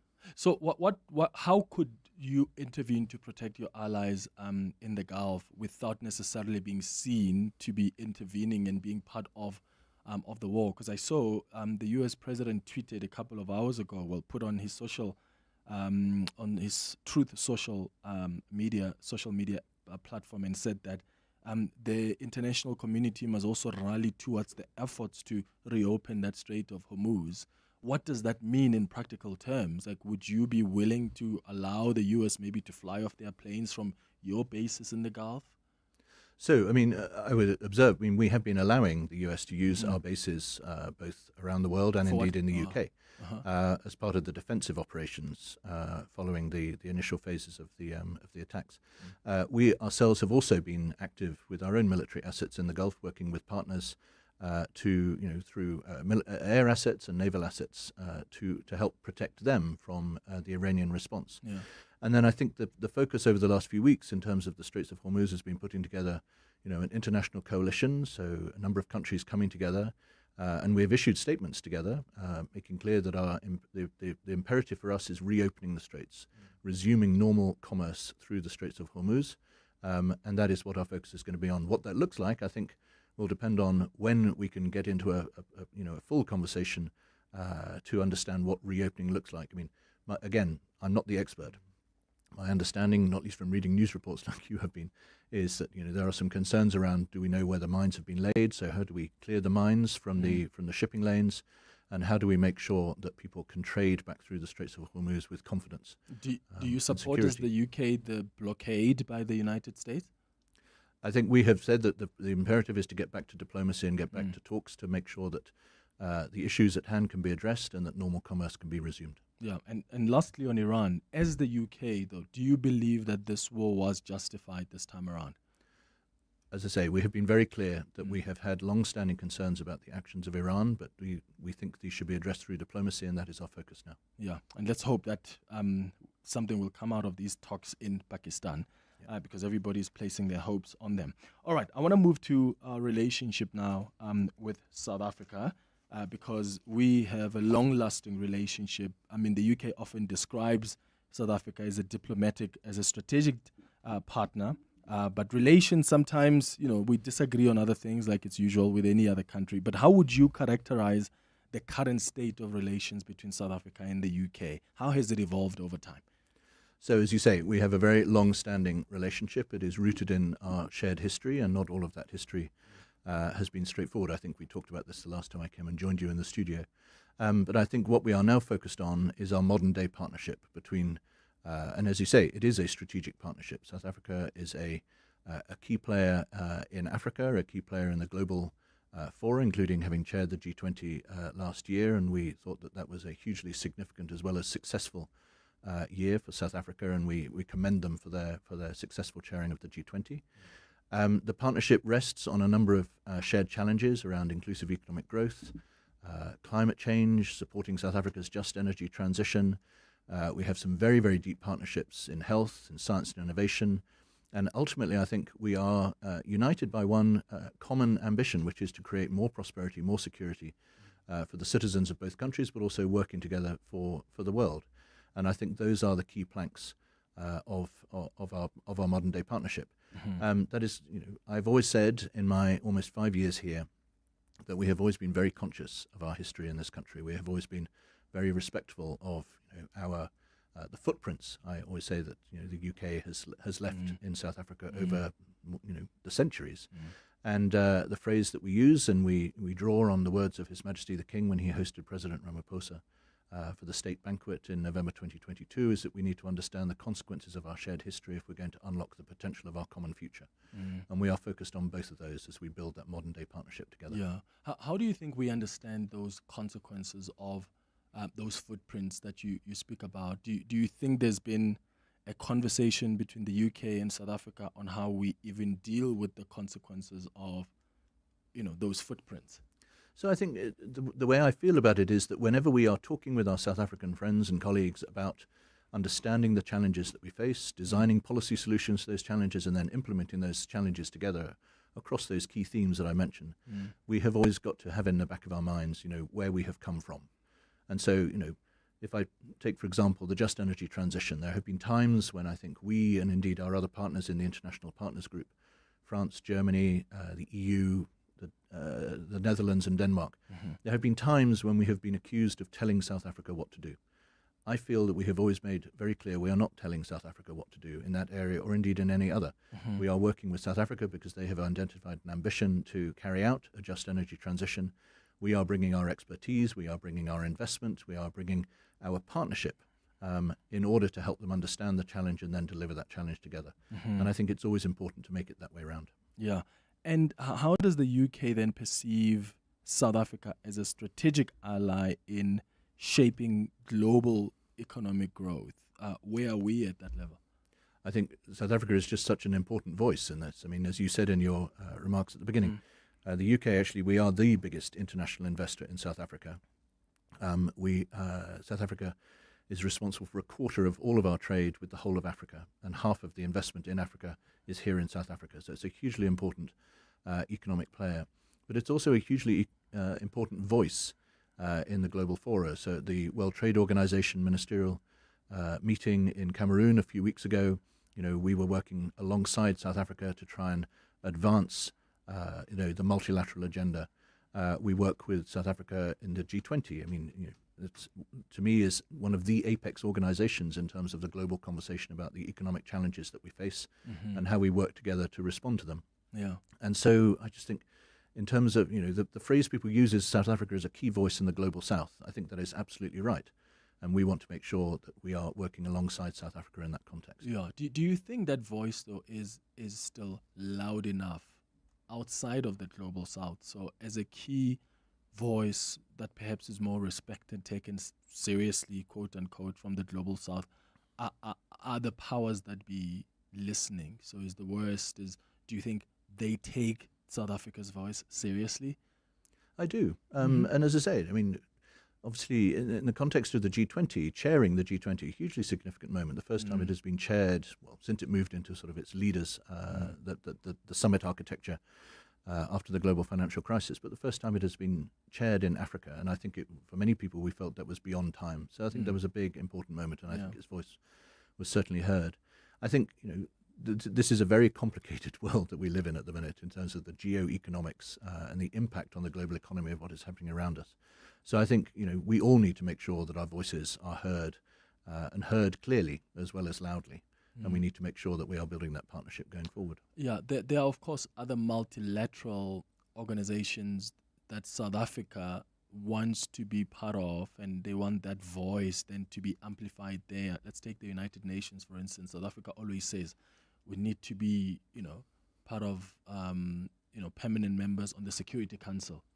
Let's talk about that, because there are these group of countries that have got these veto powers, and South Africa always says if we're serious about evolving and maturing this multilateral institution, bring our voices in there. Is that something you support as the United Kingdom? So the United Kingdom, we've actually had a long-standing position again. I mean, going back, I think, over 20 years, that we need to be working more closely together on reform of the international institutions, whether that is the UN Security Council, where I think we have been very clear that there needs to be better representation from around the world, not just Africa, but also other parts of the world. We need to have fairer representation. That hasn't really been I feel that hasn't been a conversation that has really advanced as much as people would like, including us. But we also need to think about how we reform the international financial institutions to make sure that, again, that representation is more equitable, reflecting the modern day world that we live in. But the other thing I would say, maybe if I can use this as a pivot, so one thing that we are doing in the next few weeks, 2 weeks today, actually, in London, we will be co-hosting something we call a Global Partnerships Conference with South Africa, alongside British International Investment and the Children's Investment Funds based in the US. And that is trying to bring together a conversation to think about modern-day partnerships. It's trying to move beyond a narrow focus on development and aid. It's moving into a conversation about investment, about local solutions. And it also, I think, is moving into a conversation about how we can use more innovative solutions to mobilize finance to address the global challenges, whether it's on health or climate, violence against women and girls. And, it is not an accident that we are co-hosting this with South Africa. We were very, very pleased when they agreed to co-host it with us, because, again, we want to bring South Africa's voice on these issues into those global conversations. Yeah. 23 minutes after 10 o'clock, we're in conversation with Anthony Phillipson, who is the British High Commissioner to South Africa. After the break, we'll continue our conversation, and I see your WhatsApps, your calls coming through. We'll get to that as well. In life's most challenging moments of loss, compassion can be your greatest comfort. You shouldn't have to face the financial burden of losing a loved one by yourself. Rest assured, Clientele's funeral plans pay out cash within 24 hours. You can cover up to 13 family members on one plan, ensuring all your loved ones are taken care of, and 3 children are covered at no additional cost. With Clientele, you're not just buying a plan, you're also buying peace of mind. When the time comes, you will need to make important calls with your 200 Rand airtime you will receive when you claim. Plans offer double accidental death cover, as well as transport, grocery, and unveiling benefits. Apply today. It's easy. There are no medical examinations and no paperwork. SMS funeral to 31586. That's 31586. Clientele Life is an authorized FSP and licensed life insurer. T's and C's online. Standard rates apply. Gauteng is currently experiencing high water consumption. To avoid water interruptions, residents are urged to use water sparingly to allow equitable supply. Act now, save water. Every drop counts. This message is brought to you by the Department of Water and Sanitation, Rand Water, Gauteng Provincial Government, City of Johannesburg, City of Tshwane, and City of Ekurhuleni. Joburg is more than just a city. It's an energy, a pulse, and a feeling connecting everybody. The heart of Mzansi. It's Joburg. In celebration of this, 702 has partnered with Jozi My Jozi, and we're calling on you to walk through the city center with us. Walk the talk. In the 702 Jozi My Jozi Walk the Talk. Babize bonke. On Sunday, 26 July, we're going to the iconic Joburg CBD, the home of dream creators and operators, where we dominate and history make. So join us and be a part of something special. I'm ready to rock this book. Because when Joburg walks together, extraordinary things happen. Enter now on primemediaplus.com and get ready for 702 Jozi My Jozi Walk the Talk this July, hosted by the City of Johannesburg. Walk with the people, for the people, for our Jozi. Babise bonke. Enter Walk the Talk now on primemediaplus.com. 702. The Clement Manyathela Show. Let's walk the talk. 25 minutes after 10 o'clock, we're in conversation this morning with the British High Commissioner to South Africa, Anthony Phillipson. And I want to give you an opportunity to join this conversation as well. If something piqued your interest, you want to follow up, you've got a follow-up question on something, or there's an issue you want to raise, you can call on 011-883-0702. WhatsApp's on 072 702 1702. I'm going to ask High Commissioner that you put on the headphones. We're going to go to some WhatsApp voice notes now. And if I told you to just guess, out of the 4 different messages I got here with questions, what do you think the issue is about? It was actually the big issue the last time we hosted you. And it's visas. I'm glad you know that now, because there's this growing frustration over visa asymmetry. I mean, British citizens, and correct me if I'm wrong, my understanding is they can visit South Africa without a visa for up to 90 days for business or tourism. But South Africans wishing to enter the UK must apply for a visa through, some of them on the WhatsApp line are saying, a very slow and costly process. So doesn't this then undermine the idea of that genuine partnership between these equals? Because addressing this imbalance would be a step in improving those relations, no? So, as you say, it is a familiar theme, and we talked about it before. I think I would just have to restate, if I may. We have visa regimes with many countries around the world. The reason we have them is in order to ensure the security of the UK border, which is something that is also a priority for South Africa. The reason we were very clear about why we put the visa regime in place back in the late, I think it was around 2008, 2009, I would say that I don't agree that it is a very lengthy process. I think it is a fairly straightforward process. It does take normally around about 10 to 15 working days, but if people are planning ahead, then that shouldn't be too much of an issue. It is a well set out process in terms of what people need to do in order to apply for the various types of visa.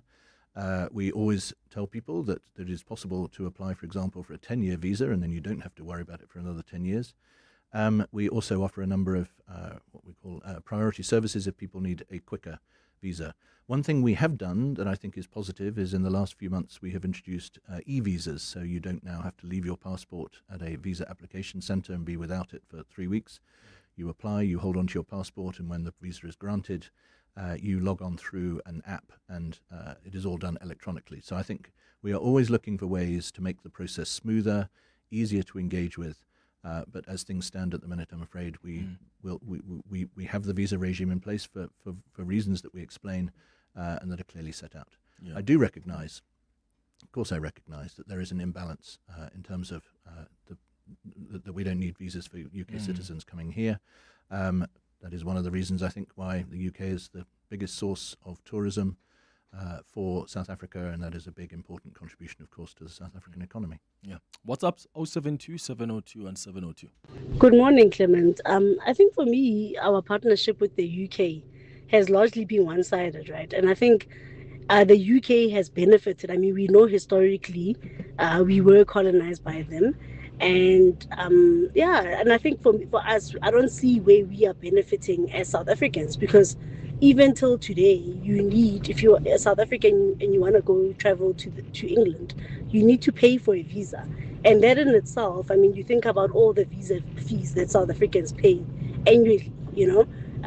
So I don't see where we benefit. And sometimes I question when our leaders meet with England, for instance, for bilateral talks, what do they actually agree on? Because, you know, as a former colony, surely we should be one of the people that are exempted from visa fees, because, you know, we know how things were during those times where it was largely extractive and favoring the UK, you know. So, yeah, this is Koketso from Joburg. Oh, Koketso, thank you so much. The High Commissioner spoke earlier about the investment that is already in South Africa. So there's a number of ways, of course, that we're seeing the benefit of these bilateral relations. But High Commissioner, how do you respond to that? That's still the sentiment that some people hold, that, you know, it's so tough. But again, it's so difficult because at the end of the day, it's about the security of the country. Like, you decide to what extent do we go in our security measures to protect our nation. And if South Africa felt that there was also a risk and a threat that comes with UK citizens coming here for 90 days without a visa, they would also perhaps also change their laws. So do you sometimes get pressure from our officials in South Africa to try and look and review the system, the visa system? So again, I mean, let me just close off the visa issue, if I may, because then I'd like to move to the broader partnership. I mean, it is the sovereign right of nations to work out how they protect their borders. And if South Africa were to have a concern about security threat posed to South Africa by UK citizens coming in, then I hope they would talk to us about what that is, and we could try and identify whether there is a way of resolving it. That, I think, is the conversation that we have about movement of people in the other direction. We have a very good relationship with the Foreign Ministry here, with the Home Affairs Ministry, and we are always talking about these issues together. But the other point, if I may, in terms of, you know, what does South Africa get from its relationship with the UK? Because I don't believe it is a one-way. I recognise, as I said earlier, that back in our history, it was a one-way relationship. Let's be open about that. I'm not going to deny the history that we have in and with South Africa. But in terms of our modern-day partnership, in terms of the work that we do together to help create jobs in South Africa, so UK investment creates and sustains 100,000 jobs in South Africa. British international investment it announced its new strategy the other day. It's going to invest, I think, around about £8 billion in Africa over the next few years. A significant amount of that will be in South Africa. It's going to be investing in healthcare. It's going to be investing in clean energy. It's going to be investing in affordable housing. It is already investing in all these places. And that, if you add that to our partnerships on health, working together on strengthening the healthcare system here in South Africa, working together globally on things like pandemic preparedness, if you add that to our science and innovation partnerships, then and also to our broader growth partnerships, the investment and the work we are doing together with ministers of Barbara Creasy at the Transport Ministry. I had a good conversation with her the other day about work we are doing together in the rail sector. So, I think it's important to illustrate, which is why I like coming on shows like this. It's important to actually be clear about what we are doing in partnership with South Africa that I think does benefit South Africa. But we're not doing it in a paternalistic, colonial way. We are doing it in a genuine sense of modern-day partnership between our two countries. Yeah. It's just after 10:30. Time for the latest in Eyewitness News headlines. We'll continue this conversation after the headlines. Sfiso, good morning. Thanks, Clement. Good morning. It's day 2 of a legal battle to invalidate the National Health Insurance Act at the Constitutional Court. An application by the Western Cape government challenging the bill will be heard today, or is already being heard. This follows part 1 of hearings yesterday, where the Board of Health Care made its submissions. Both parties are petitioning the Constitutional Court for direct access, arguing that Parliament failed to meet its constitutional duty to facilitate meaningful public participation in passing the NHI bill. As the country marks the second anniversary of the deadly George building collapse, Public Works and Infrastructure Minister Dean McPherson is calling on the NPA to prosecute those responsible. The multi-story structure caved in, killing 34 construction workers exactly 2 years ago. 28 other workers were seriously injured, some permanently, after being buried under rubble. And the United Nations has called on Israel to immediately release 2 activists taken from a Gaza-bound flotilla. The Spanish and Brazilian nationals who are held in a prison in Ashkelon are among dozens of activists on a Gaza-bound flotilla intercepted by Israeli forces in international waters off the coast of Greece last Thursday. And those are the headlines. This EWN and more at 11 or as it happens. EWN Traffic. Heading towards Bedford View, we've got delays on the N12 West. This is between Edenville Road and the Gilulis interchange. There's also queuing traffic reported on the M2 West. This is between the Crown interchange and Main Rift Road. While traveling in the city of Tshwane, there's some delays reported on the R80 East Mabopane Highway just as you approach the R55, and that's due to roadworks taking place along the route. Please be on the lookout there and approach with care. More updates coming up. Stay tuned. There's more EWN on air, online, and on the EWN app. 702 Drive with John Perlman. On our show, we cover the news, but we try to do it in a slightly different way. If there's breaking news, we give you the facts, but we're always looking for somebody who can explain to us why something is happening, and we apply that thinking to everything we do. That, yes, you want to know the what, but crucially, you want to know the why, and most important of all, you want to know how it might be fixed. The wonderful thing is we don't have one kind of listener who listens to our show. I think the kind of listeners we have are people who want to be heard, but they definitely listen very, very carefully. Once they've made up their mind, they come in very, very quickly, very sharp, very focused, and if they're not happy with the answer, you're going to find out very, very soon. And it's great because it keeps us interested and it keeps us on our toes. We're putting the show together, but thank goodness the listeners are keeping us accountable, and that's good for everyone. 702 Drive with John Perlman, weekdays from 3 to 6 p.m. If your plumber was becoming too expensive, you'd switch, right? So why pay more for a car insurance? Switching to our insurance saves 27-year-old Lynn a mind-blowing 638 Rand on a 2025 Haval Jolion. Get a quote now, and if our insurance can't save you money, ask for 500 Rand or 1,500 Rand if you've been claim-free and with the same insurer for 3 years. Do it now. SMS out to 45142. That's out to 45142. Licensed insurance FSP. T's and C's and information online. Once upon a weekend on 9 and 10 May, the magical Marble Family Fest arrived at James and Ethel Gray. There's so much to tell you in such little time. We could never list it all, but we'll give it a try. There's fancy food and music, pottery and painting, bead bars and wine bars and jewelry creating, and because we love collaborating, there's a wheel of wonder from Investec joyfully circulating. Caricature artists, storyteller marvelists, and gourmet popcorn galore. Hair bedazzling, double horse carouseling. Oh, do you want more? Of course, there's the most Evolution doesn't wait. Introducing the Changan Uni S. Unexpected, unmistakable, uncompromising. Engineered to a higher standard, unlike anything in its class. Unsurprising really from China's oldest automaker.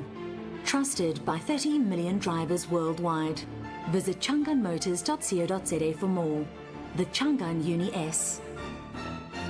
Chang'an. Driven to evolve. You're with Clement Manyathela. 7:02. Let's walk the talk. It's 22 minutes now before 11 o'clock. We're having a conversation this morning with Anthony Phillipson, who's the British High Commissioner to South Africa, and we've been on a journey over the last, 3 months or so of having conversations with European ambassadors. We've had the French ambassador, we've had the German ambassador, and today the focus is on the United Kingdom, looking at the relations between South Africa and these countries, especially in this changing geopolitical environment. I'm taking your calls on 011-883-0702. Your WhatsApp's on 0727021702. Hi, Commissioner. There's a question from John here on Twitter who's asking about just the alignment that seems to be changing from the European side. Looking at, for instance, the Trump administration, how has it gotten you as the UK or even the European Union to rethink your alliances? So I think, my government's actually been very open about this. And indeed, at the beginning of this week, the Prime Minister was, I think he was in Armenia at a meeting called the European Political Summit. We have obviously a very close relationship with the United States. You will have seen last week that His Majesty the King was in Washington making a state visit commemorating the 250th anniversary of the Declaration of Independence. So we obviously have a very close relationship with the US, but we also have a very close relationship with the EU. We've obviously gone through some changes in that relationship since the Brexit referendum in 2016 and then our leaving the European Union. But the government has been very clear that it is our biggest economic partner. It is a crucial partner for security and defence. We are working in lockstep with our European colleagues on addressing Russia's illegal invasion of Ukraine, and we are also working with them on issues including, as we were talking about earlier, restoring commerce through the Straits of Hormuz and addressing the challenges in the Middle East. So the European Union and indeed the European nations such as Norway outside the EU are absolutely crucial prosperity and security partners, and that is a big focus for the government. And then Tele is asking about an interest in the arts. Does the UK contribute in any way to the arts in South Africa? Are there any things that you are able to share with us? I feel there are extensive links between the UK and South Africa in the arts, also more broadly in culture and sport. The British Council is very active here in promoting our activities in that space. I think I'm trying to think of a single example because I think there is so much. I mean, you open up the newspapers, there is extensive arts exchange, not least I think because I think there's such a passion for South African arts and culture in the United Kingdom. It's going to be a big sporting summer. I probably shouldn't get into this too much because I'm a little bit worried about how it's going to go, but the England, Scottish and Welsh rugby teams will all be here in the first 3 weekends of July. The England cricket team is coming towards the end of the year. So I think, again, arts, culture, sport is a big part of the people-to-people links between our countries. Mm-hmm. And then another question is around the future of the UK-South Africa relations. What does that look like in a world that is becoming more divided, more competitive, but also quite uncertain, as we have seen? So I think, again, if I may, for me, there's two thoughts to this. One is it is absolutely imperative that the UK-South Africa relationship continues to deepen, continues to broaden. I genuinely feel that however we have got to where we are now united by some fundamental beliefs in democracy, in the rule of law, in human rights, in advancing opportunities for our citizens in both countries. I think that unites us. The question for us, especially in the context, as you say, of an ever more complicated world, is how do we put those partnerships together?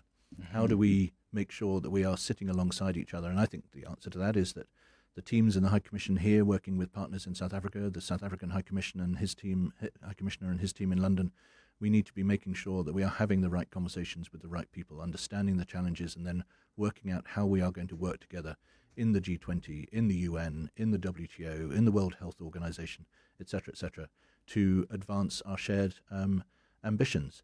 But this is not going to be easy because it's a complicated world. But I think we start from some common beliefs in those core areas. Where do you think are the areas of improvement? What can we do better to sort of strengthen the relations we have between the two countries?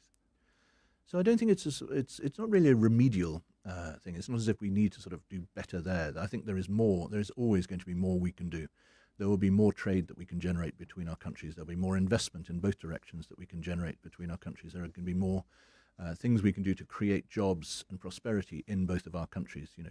Our focus is on encouraging investment into South Africa and from South Africa into the UK. Our focus is on making sure that the future rules of the global economy suit our economies so that we can continue to do more business, not only together, but regionally. We are very keen supporters, for example, of the African Continental Free Trade Agreement. We know that South Africa sees that as a priority, so that is also part of our shared agenda on the growth side. So I think, there is always going to be more we can do, but we need to keep the ambition high and we need to keep looking forward together with confidence. Mm-hmm. It's 17 minutes now before 11 o'clock. I'll come back to more of your calls and questions after the break. The Midday Report with Mandy Wiener. The Midday Report at its heart is a current affairs show, but it really is a show about everything you need to know about and everything you didn't know you needed to know about. Our listener is sharp, plugged in, curious, has developed opinions, but is still open to learning new things. My favorite part is how witty, sharp, and funny our listener is. What we cover every day is breaking news, current affairs, politics, the courts, global developments, science, education, popular culture, sports, books, and of course, good things too. I like to think of it as a lunchbox with a little bit of everything. What I love about 702 Land is that it is full of energy. There's always something happening, a developing story to follow. But it's not parochial. The 702 family cares about what is happening in the world around them and how we plug into that. The Midday Report with Mandy Wiener. Weekdays from 12 to 1 p.m. It's another girl. Families multiply, fees shouldn't. With Ultimate Banking, you get support for every chapter. Get discounted banking for your spouse and give each of your children a head start with a Mega U account. Because as your family grows, your banking should keep up. Apply online. Your story matters. ABSA. Terms and conditions apply. ABSA is an authorized financial services provider.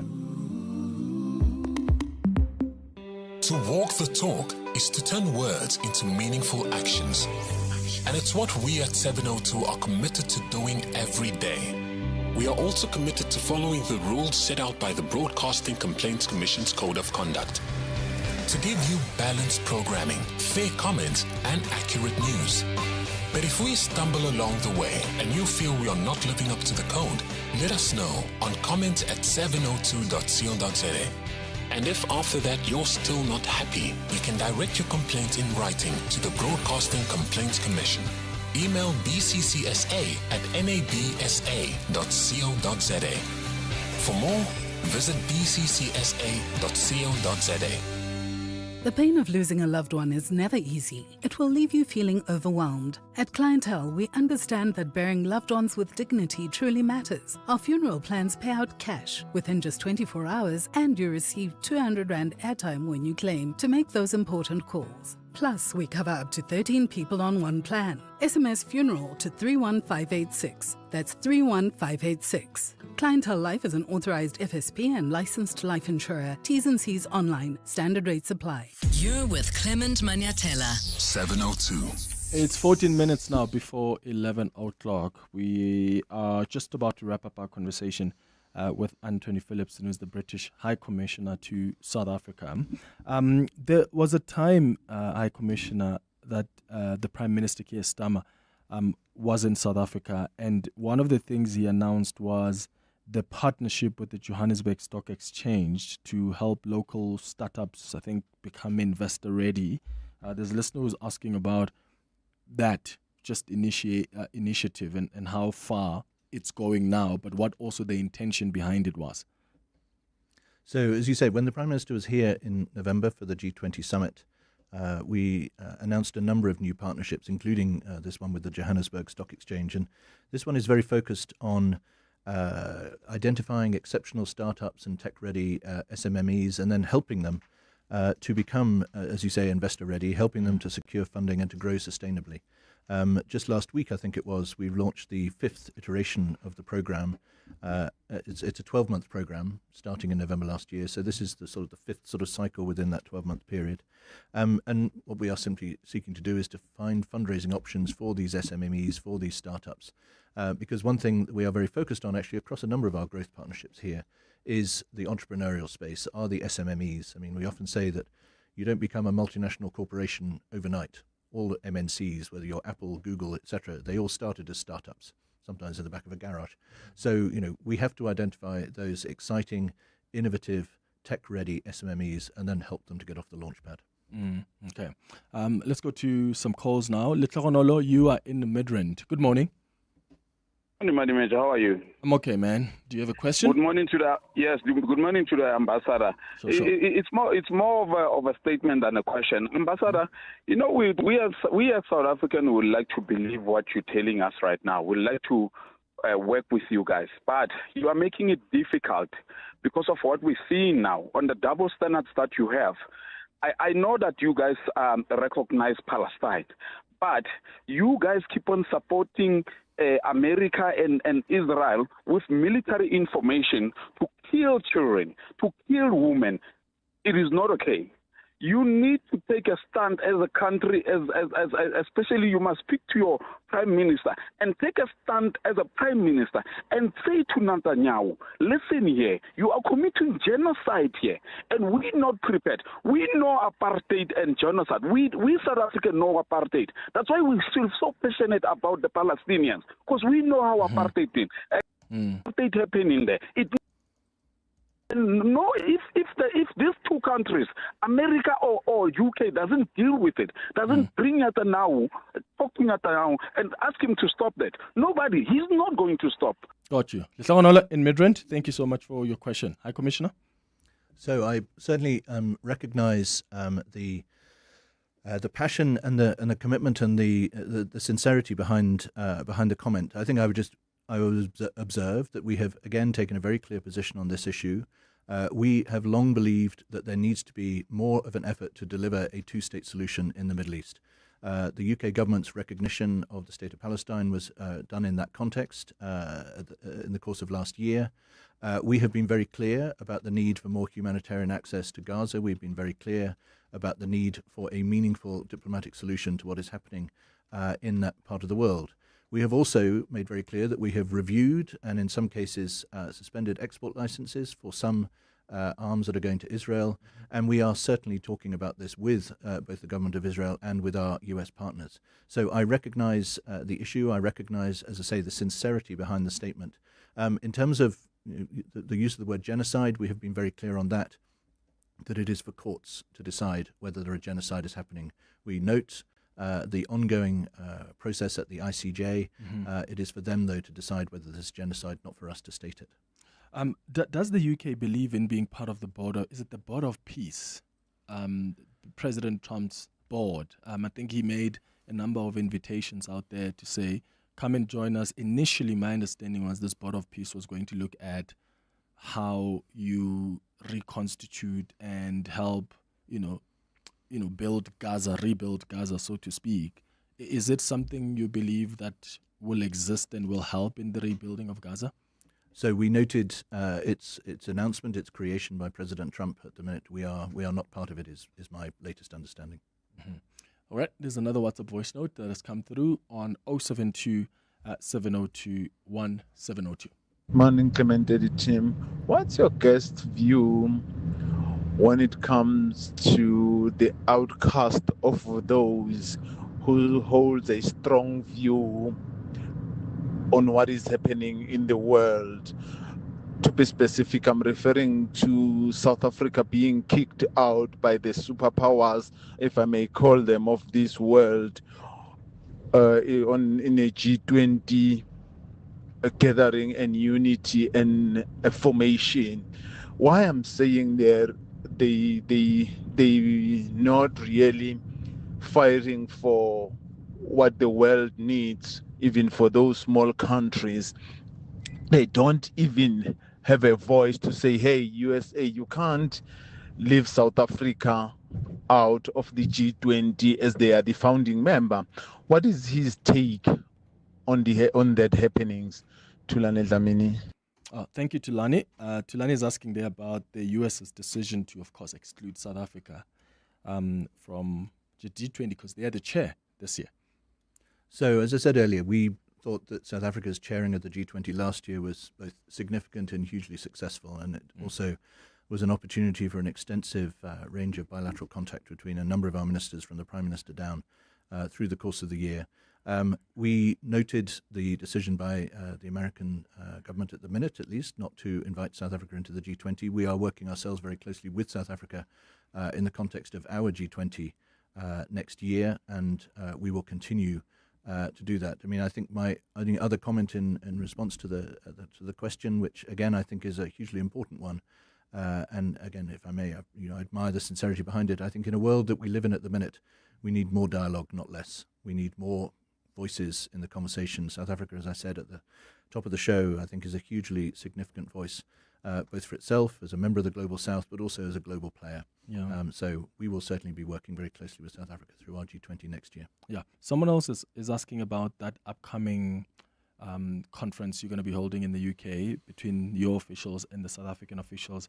And the question is that will the issue of South Africa's debt also be on the table? Because the UK holds a lot of our countries' debt. Is there a conversation that could happen there about some debt forgiveness from the UK institutions for us as developing countries, or a more broader conversation about how we reform those financial institutions? So I think the second point, yes, definitely. I think the focus of the conference is going to be about how do we create a new conversation about partnership in the world that addresses the development challenges that we all face, whether that's on the climate side, health, violence against women and girls, I think will be a big theme, and of course is a big part of what our bilateral partnerships with South Africa at the minute. I don't think we will be talking necessarily specifically about debt forgiveness, but we will certainly be talking about how we mobilize finance, how we crowd in private sector finance to address these challenges.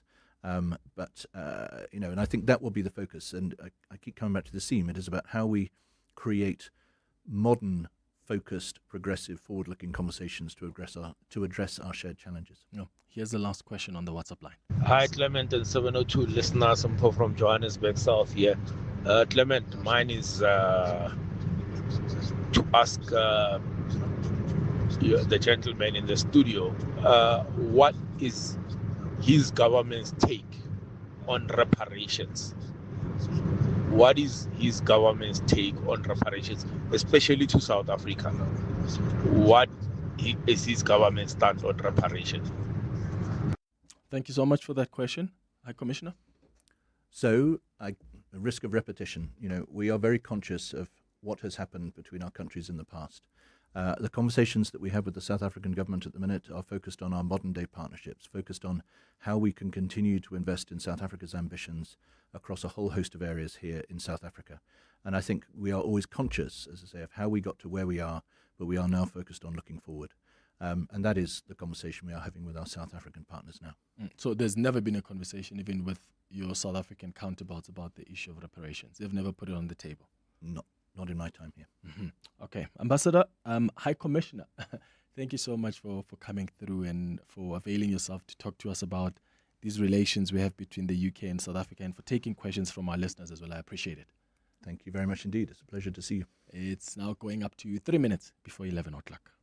The Aubrey Masangu Show on 702. I cover on my show issues of advisory, whether it is legal matters, whether it is financial matters. I cover day-to-day issues as far as current affairs are concerned. I cover the politics of the day and how we as South Africans are interpreting them. My listener is a curious 702 lander. They want to know what are the backstories, the stories behind what we are hearing on the airwaves. They want to understand what drives the different issues that have us talking. What I love about the 702 family and 702 land is the fact that we have 702 landers who are responsive, who are present, who care about their communities, and who want to know how they can be a part of the process of making our areas better, but also our country better. And that for me is a great privilege. I am totally indebted to the providence out there to be talking to these people on a daily basis. The Aubrey Masangu Show, weekdays from 8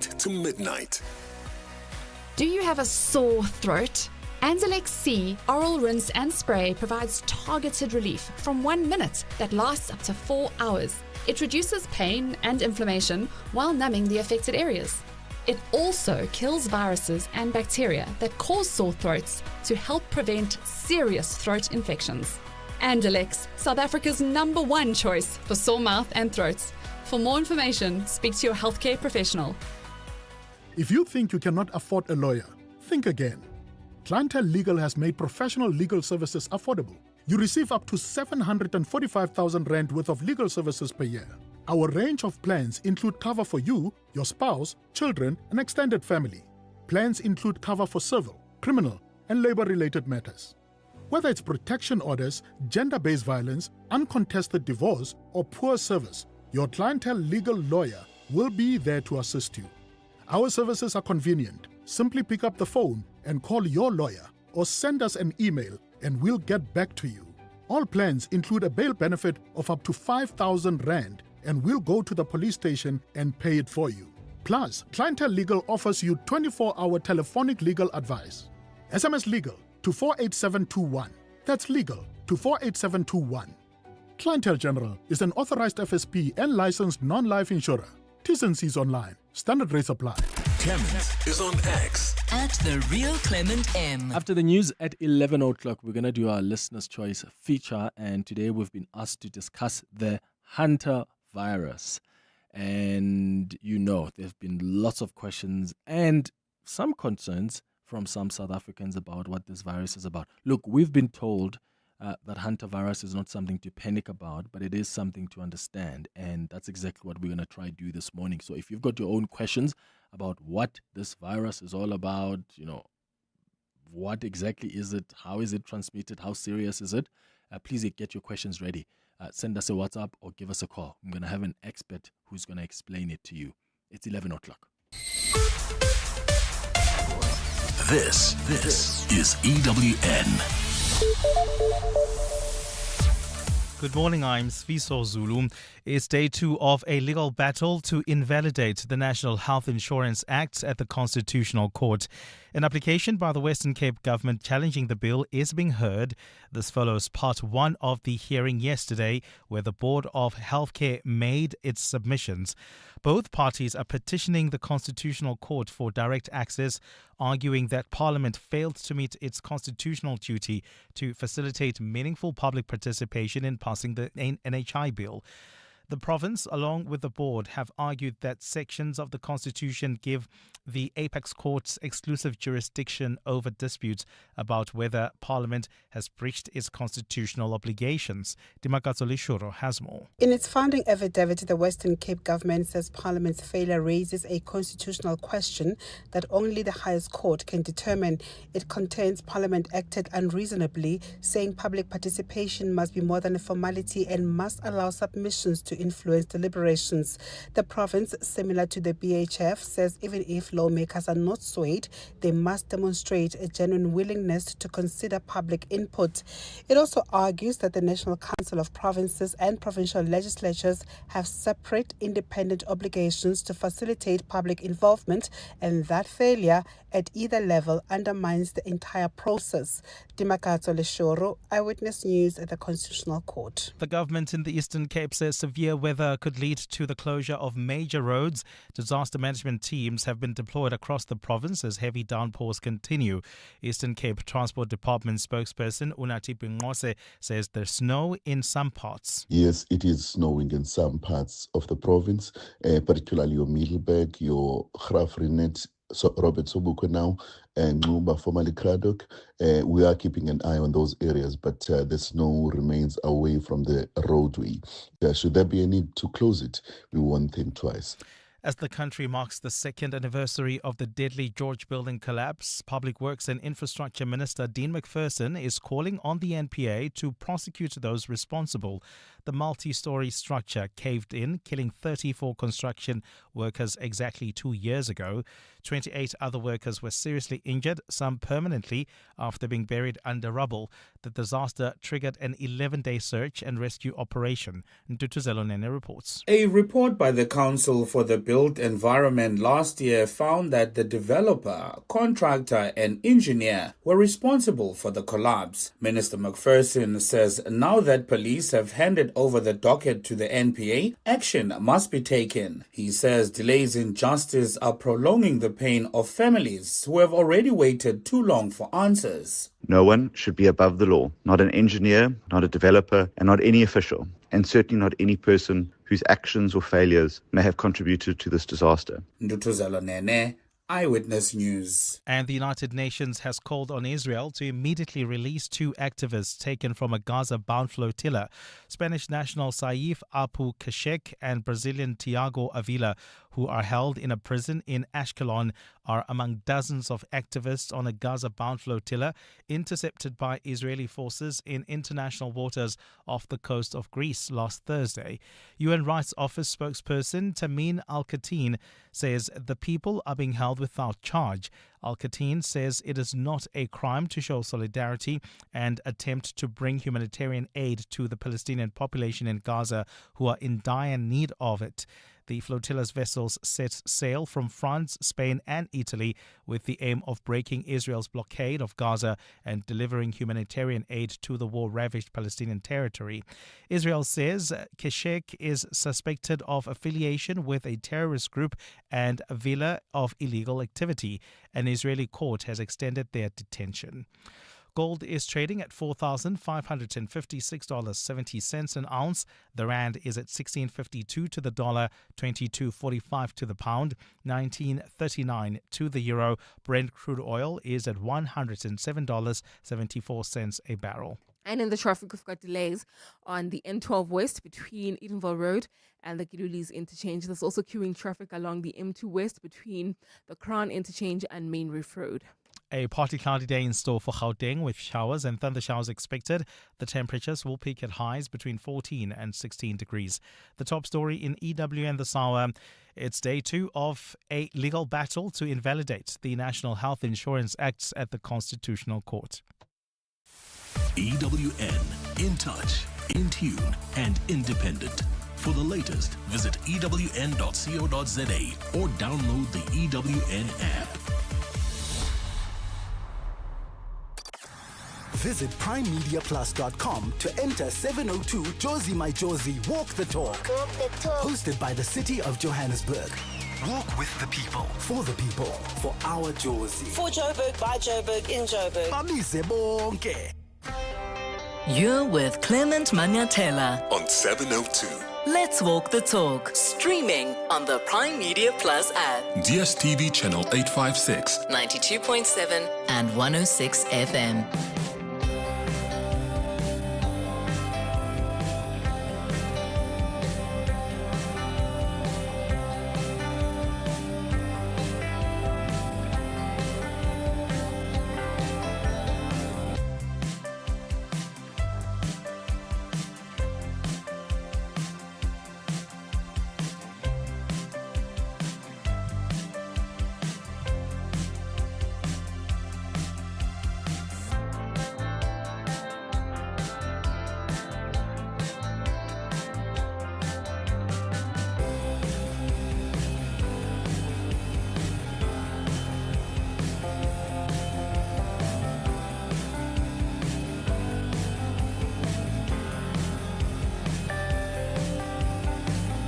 Six minutes after 11 o'clock. Jumela, welcome. This is the third and final hour of the Clement Manyathela Show. Thanks for staying with us here on 702. It's time for our Listener's Choice feature.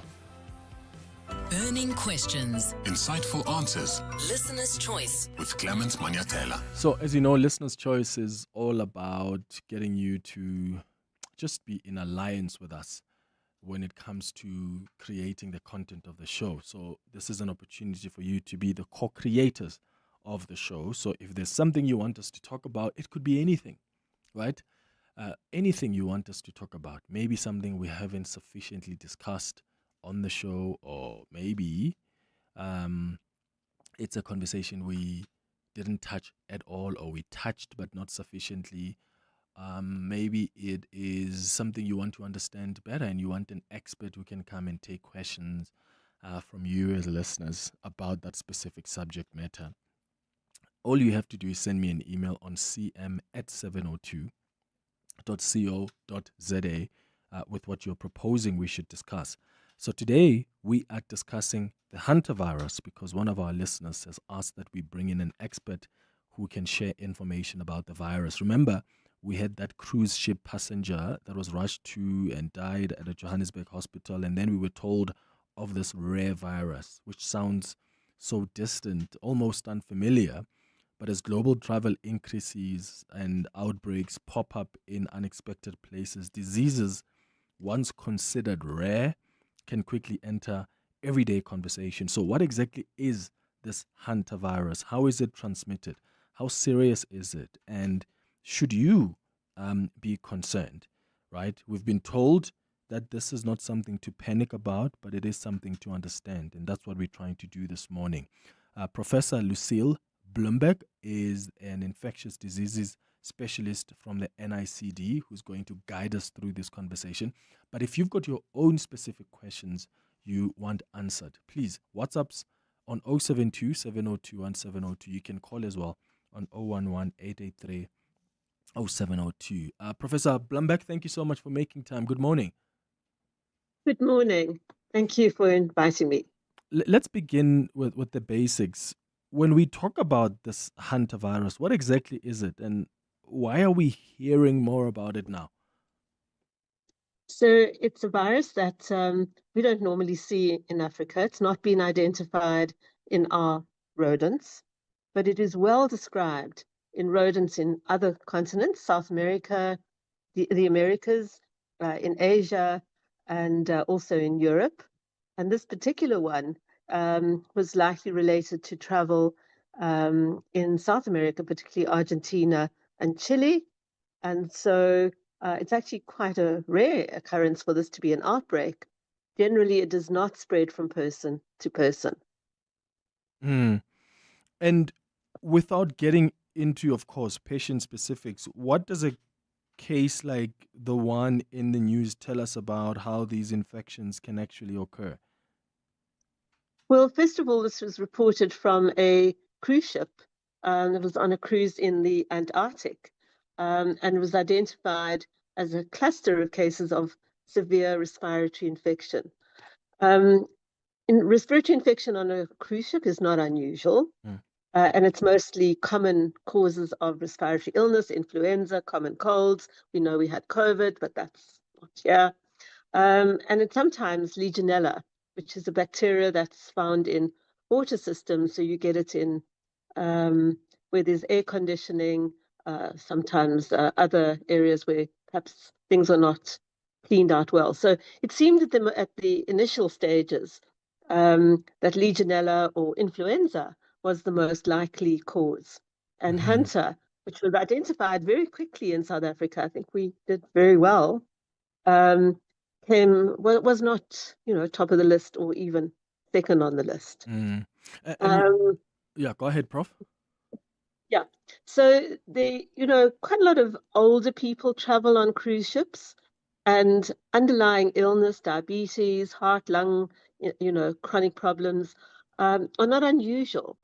So severe illness, even in passengers, is not something, that is unexpected.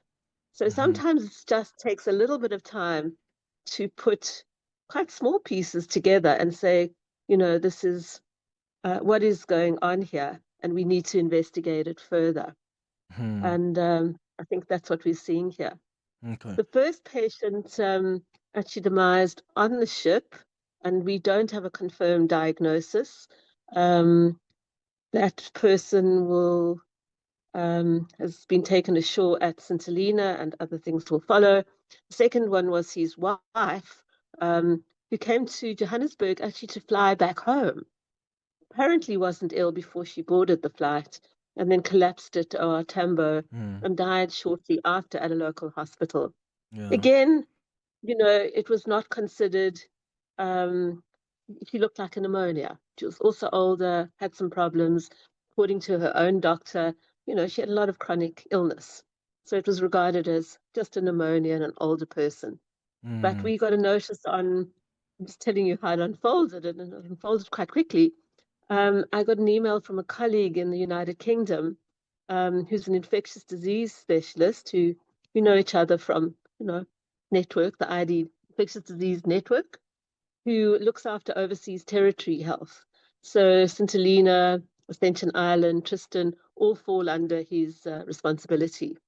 So he called to say that South Africa had admitted, again, an older person with pneumonia who had been flown to South Africa for treatment because that was the nearest and easiest country to reach with good facilities. And he was admitted as a pneumonia in a diabetes patient. And actually things moved very quickly. So we were able to test, and through actually was one of the private laboratories, did a great job. We were able to test very quickly for the common causes, a whole long list of them, and they were negative.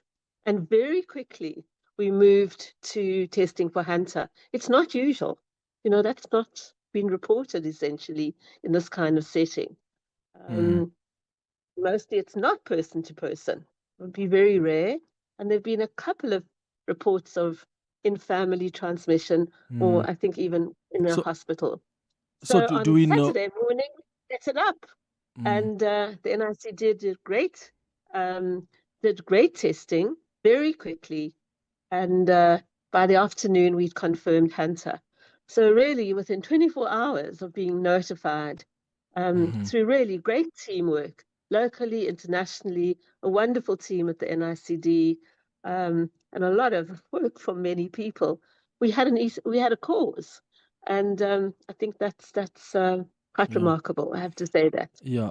And I think and I'd like you to just clarify more on the person to person, because there's always fear around new viruses, and Absolutely. a lot of South Africans were thinking, okay, but can this spread from person to person? So what is it? Is it that conclusive that it's not possible for that to happen, or as you say, are there specific cases where that could happen? Yeah. So there are different strains of hantavirus, and the usual strains found in Asia, in Europe, in most of Northern America, do not spread from person to person at all. They're contracted by close contact with urine excreta. Our rodents have not been described as having Hanta, and we have a lot of rodents here. That's not a risk. Really, the South American strain, now it's called Andean, has been associated with limited and rare spread to very close contacts. This is rare. What we're seeing on the ship is probably a combination. Somebody might have acquired the hantavirus on a shore excursion. They had very close contact. They did a lot of bird watching, and there are rodents on some of those islands, or many of them traveled in South America before, so they might have already been infected when they came on board with no symptoms. And then there is some thought that there is transmission on the ship through close contact, to people with close contacts with the ill passengers. And that is still being investigated.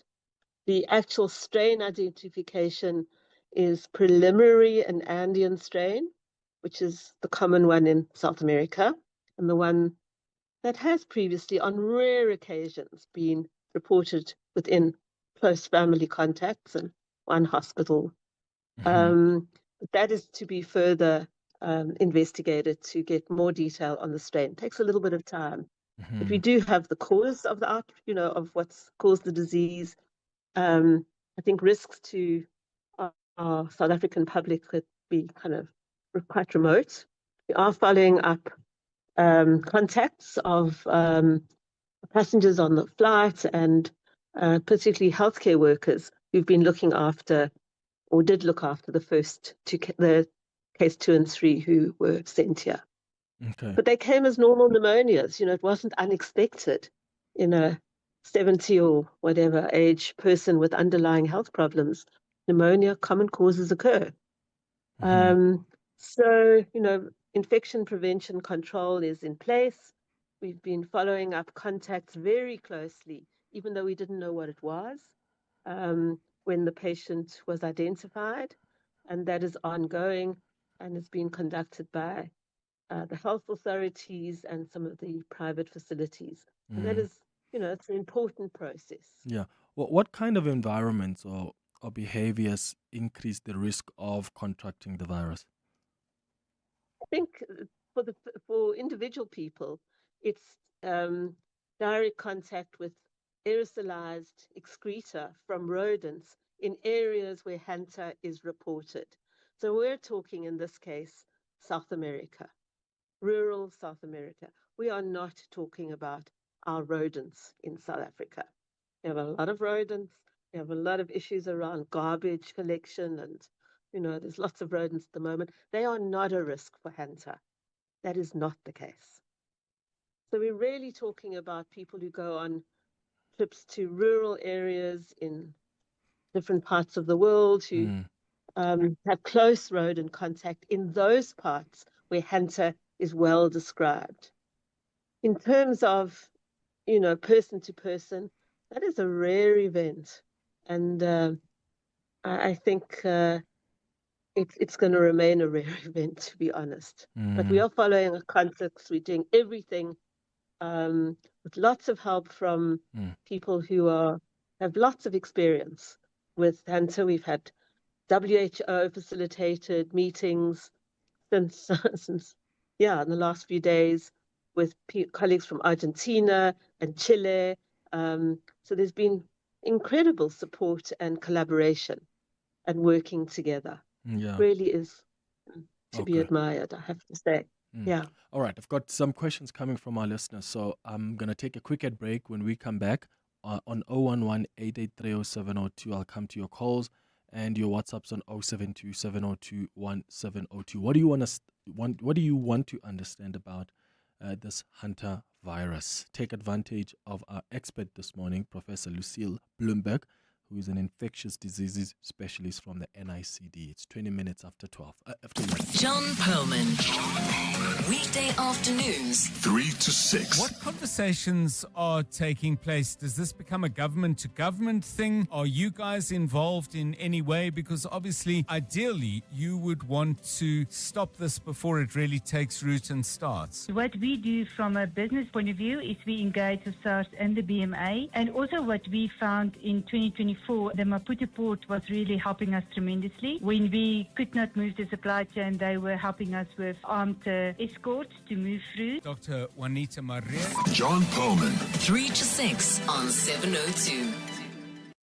In the news this week, fuel prices are rising yet again, but there is some relief for ShopRite shoppers. With ShopRite's bulk buying power, they're able to secure strong and stock long before price increases, which means that they can keep their prices lower for much longer. So you can save on deals like Weet-Bix, 900 grams for a low $52.99, and Rig Coffee, 750 grams or 800 grams refill for only $129.99 each, valid until Sunday the 10th of May. Lower prices you can trust always. Many of us take taking a deep breath for granted. But for some infants with RSV, every breath is a battle. Respiratory syncytial virus is a contagious virus that can lead to serious illnesses, including lung infections. Fortunately, protection for infants against RSV is now available in South Africa. Ask your healthcare provider about keeping your baby protected during their first RSV season. Ask yourself, what matters most? Is it being there for their first steps and still around for their first dance? Knowing you're not just covered, but cared for. Bonitas goes beyond benefits and claims. We're in your corner for what matters most. Bonitas, medical aid for South Africa. Voted #1 medical aid in the Ask Africa Orange Index Awards for the second year running.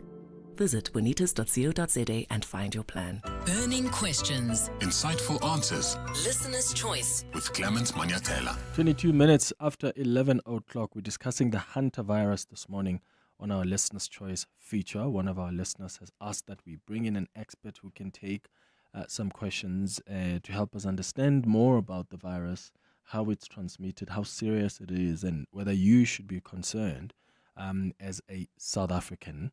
Well, I want to go to your questions now. Your WhatsApps are coming on 072 702 1702. Let's start here. Good morning, Clement, and your guest from the NICD. Thank you for such a great talk, relevant talk as well. I do have a question, not specifically related to the Hanta virus, but to viruses in general, that maybe your guest can help us. I wanted to find out, why is it that some countries have patents to some of these very dangerous viruses, such as your Ebola and other viruses? Why do certain countries have patents to viruses? Is this a common practice? And if it is, what is the purpose behind having a patent to such deadly viruses? All right, Prof. Thank you for your question. What do you exactly mean by a patent for the viruses? I think he may mean that maybe patents to the vaccines for these diseases that he mentions. Yeah. Okay. So for some viruses, there aren't vaccines, and there is no currently available Hanta vaccine anywhere.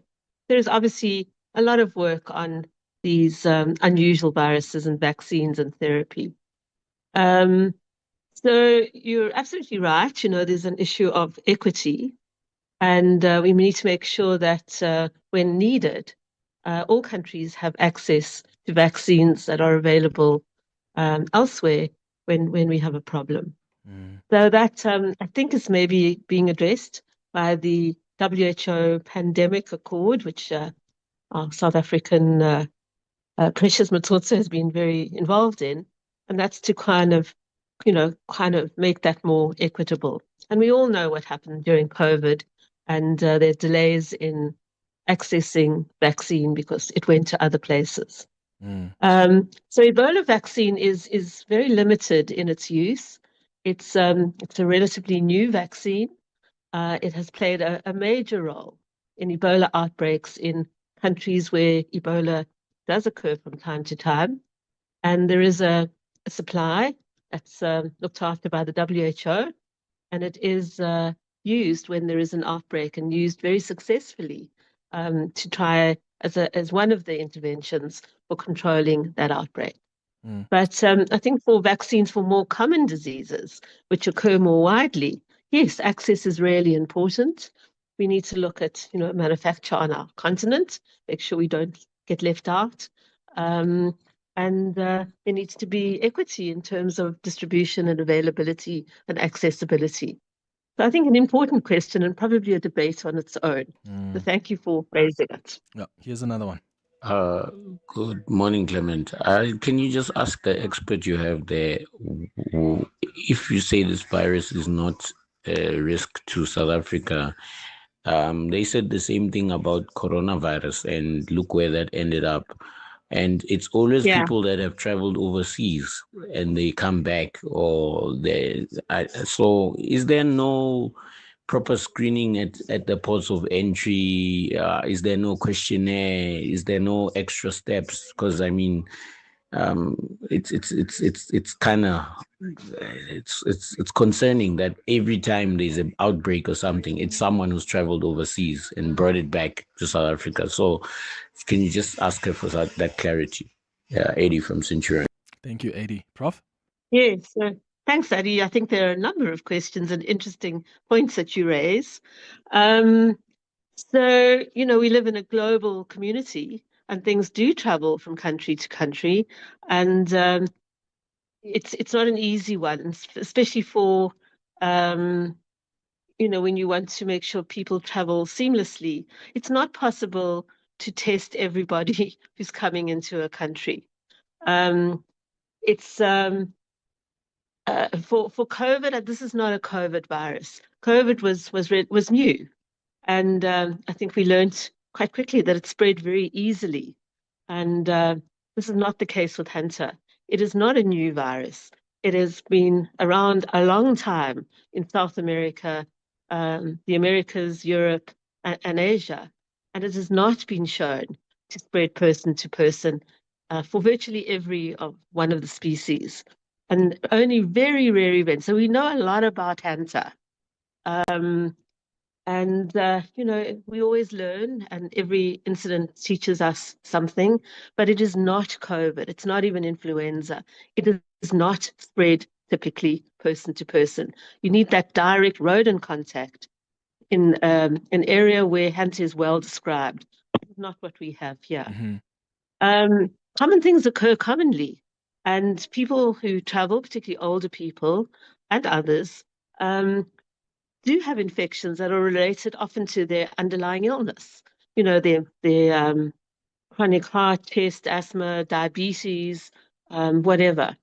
And that's usually the commonest that one sees in travelers, their usual infections. There is a screening process for patients who are brought into the country. Where have they been? What are their risks? What is their clinical condition? What is the likelihood of them having A, B, and C? And what do we need to ensure that this doesn't spread to or is not brought in? And those precautions are applied. Many of those common causes of respiratory, like pneumonia, do not spread from person to person. People get infected and ill because of their underlying problems, diabetes, older age, etc. I've already mentioned them. So that is done. We know that it is not possible to screen everybody coming into a country. People, even for symptoms, people don't tell you the truth. We knew that through COVID screening at borders. And even having temperature monitoring is very limited because there may not be a temperature when they pass through. They may take something quite, an aspirin or a Panada, that will reduce their temperature. So that it's not good investment. What we do depend on is healthcare workers applying good infection control, often a mask, pair of gloves, and some, quite limited protective clothing will protect against most infectious diseases. So that's an area where there's a lot of training and there's a fair amount of investment, but there's always room, to make sure that it's done properly. Okay. So there is a whole process for patients who are being brought to South Africa. But common things occur commonly, and Hanta is not a common infection, and certainly person to person has only extremely rarely been described. Mostly rodents in South America that pass it on to people who have, contact with them. Many birders, many rural adventurers. Those are the people who've got rodents in their sheds or gardens, and they go and have, clean them out. Those are the people who get it. Okay. So there we go. I hope that answers your questions. Yeah, There's lots of respiratory illness at the moment. We're in our winter flu season. There are lots of people coughing. We've got coughs and colds and even pneumonia.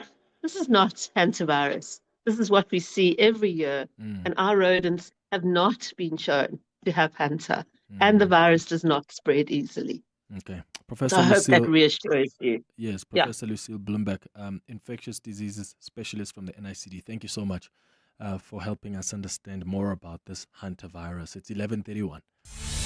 Maki has the latest in Eyewitness News headlines. Good morning. Thanks, Clement. Good morning. The Ekurhuleni municipality has reinstated Xolani Ngciza to his managerial role after authenticating his qualifications following a fake qualifications scandal. Ngciza was suspended from his job as head of employee relations at the Metro in September last year after allegations that his qualifications were not genuine. Ngciza testified at the Matlanga Commission that his suspension was part of a scheme to push him out of the municipality by the former city manager, Imogen Mashazi, and disgraced Metro Police Deputy Chief Julius Mkhanazi. We move to the courts. It's day 2 of a legal battle to invalidate the National Health Insurance Act at the Constitutional Court. An application by the Western Cape government challenging the bill will be heard. This follows part 1 of the hearings yesterday, where the Board of Healthcare made its submissions. Both parties are petitioning the Constitutional Court for direct access, arguing that Parliament failed to meet its constitutional duty to facilitate meaningful public participation in passing the NHI bill. And Health Minister Aaron Motsoaledi has revealed that the second patient who lost their life from the Hanta virus is the wife of patient 0. The woman collapsed at OR Tambo International Airport last week while en route to the Netherlands. Her husband was the first reported case, and he died on board the cruise liner last month. Those are the headlines. This Eyewitness News and more at midday or as it happens. EWN Traffic. Travelling on the N12 West, we've got delays between the R24 merge and the Girulis interchange. There's also slow moving traffic along the M2 West between the Crown interchange and Main Reef Road. While travelling in the city of Tshwane, please be on the lookout for some delays along the R80 East Mavubani Highway approaching the R55 Bremer Road. That's due to roadworks along the area causing some issues there. Please approach with care. More updates at the top of the hour. Stay tuned. There's more EWN on air, online, and on the EWN app. The Sharing Space On the Clement Manyathela Show. 702. 11:33, time for the Sharing Space. This is where we share our stories about whatever has happened at work, in our relationships, at home, at the funeral, wherever, while you were traveling. You know, maybe a conversation you had with friends and you debated it and still no resolution, and you want to ask what the rest of the 702 family thinks and what their advice perhaps is or opinions are. Just send me an email, please, to share your stories with us on cm@702.co.za. That's cm@702.co.za. So here's the email, an email that we've received. I'm going to read it, and then afterwards, just get your thoughts. Have you been through the same situation? And if this listener is asking for advice, please feel free to give that advice by calling us or sending a WhatsApp voice note. Here we go. Hi, Clement and your listeners. I'm a single mom to 2 teenagers who go to one of the best schools in Gauteng. My husband is actually late, so I'm a widow. I have been raising our son and daughter alone since they were 12 and 14. They are now 15 and 17, respectively. I attend every single sport game that they have. I also attend my son's soccer games, which are almost always full of fathers. I have since made friends with some of the fathers while we attend these matches. But I have noticed that on the rare occasion that their wives come to these matches, they treat me like some kind of a threat. They are always cold and never as kind as their husbands. I have tried to befriend some of the moms, but I'm always met mostly with an unwelcoming attitude. One of the husbands actually told me that his wife does not want him talking to me at these events we attend for the kids. This shocked me because he seemed to suggest that it was the general attitude of other wives in the school. So my question to the 702 lenders is, and other single moms out there is, do you endure the same treatment from other women when you are single and around their husbands? And what would be the best way to raise this with these women, because we are always in the same space because of our children's activities? So that is the email we've received from Anonymous. I'd like to hear what your advice is. And have you been in this situation? If you are a single mom, do you endure the same treatment from other women when you are single and you are around their husbands? And I want to hear from the husbands as well. Have your wives raised issues about your own interactions with perhaps women who may be single in this context? You know, when you are at a soccer game and there's a woman there who is a widow, who's there to support her own children, are such women being seen as a threat of sorts? Give us a call on 011-883-0702. And how would you advise Anonymous to deal with this situation? Must she speak to the wives of these men and say, yo, I'm not interested in taking your man. I'm just here to support my kids and some of these fathers we've met on the soccer pitch when we are there to support our children. Is this a thing that really happens? 011-883-0702. I'm going to take your WhatsApps as well on 072-702-1702. Let's talk. 702 Afternoons with Relebogile Mabodja. 702 Afternoons is about all things in life, from music to inspiration. We get an opportunity to explore science, mental health, food. I almost feel like there's nothing we don't do on my show. One of the things I absolutely love about 702 Land and the 702 family is that we are so sharing. We share tears, laughs, smiles. We share in the amazing times and celebrate together as well. We have a range of topics, but when it comes to what we do cover on the show, absolutely everything. My listener is somebody who wants to grow, evolve, develop. They're empathetic, they are loving, they are so special that even when they don't have, they come through and share, and more importantly, they know how to walk the talk. 702 Afternoons with Relebogile Mabodja. Weekdays from 1 to 3 p.m.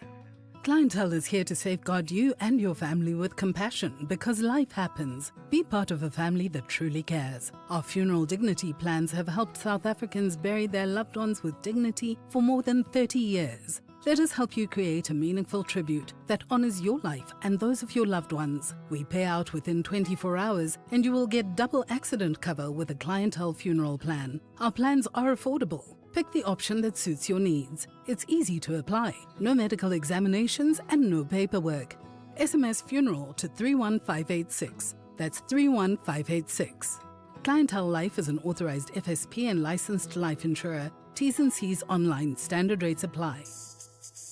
Still shopping around for a saving here and a deal there? Choose Checkers, SA's #1 in value supermarket. And save on deals like Clover Butro Full Cream Modified Butter Spread, 500 grams for $79.99. Kellogg's All-Bran Flake Cereal, 1 kg for $79.99. And Baby Soft 2-ply Fresh White Toilet Rolls, 24-pack for $159.99. Save 60 Rand.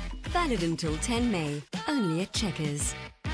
Hey, we weren't quite done with all we had to say about the Magical Marble Family Fest this 9 and 10 May. With sports zones and ice cream cones piled higher than you think, terrarium creating, hairstyle decorating, maybe glitter and pink. With spaces for tots, adult bars for shots, and characters to meet, matcha sipping, candle dipping, and pantry as a treat. With magicians and musicians, the biggest family event lineup on display, carnival rides, carousel glides. Oh, and there's even a play. So bring your best, come to the Magical Marble Family Fest. Another grand collaboration with Investec in partnership with 947. Whew. The Sharing Space on the Clement Manyathela Show. 702. 20 minutes before 12 o'clock, let's go to your calls, get some advice from you and your experiences as well, following this email I've read for you from Anonymous, who has got two young kids, well, two teenagers to be precise. They are now 15 and 17. And this mom says, I'm a widow. I lost my husband some time back.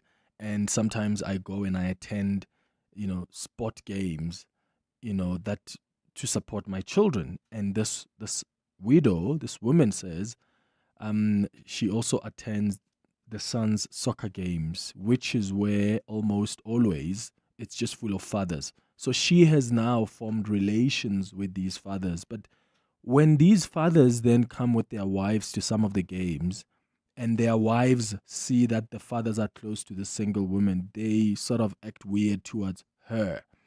And one of the fathers actually told her that, hey, my wife said she doesn't like it when you and I are talking at these events that we attend for our kids.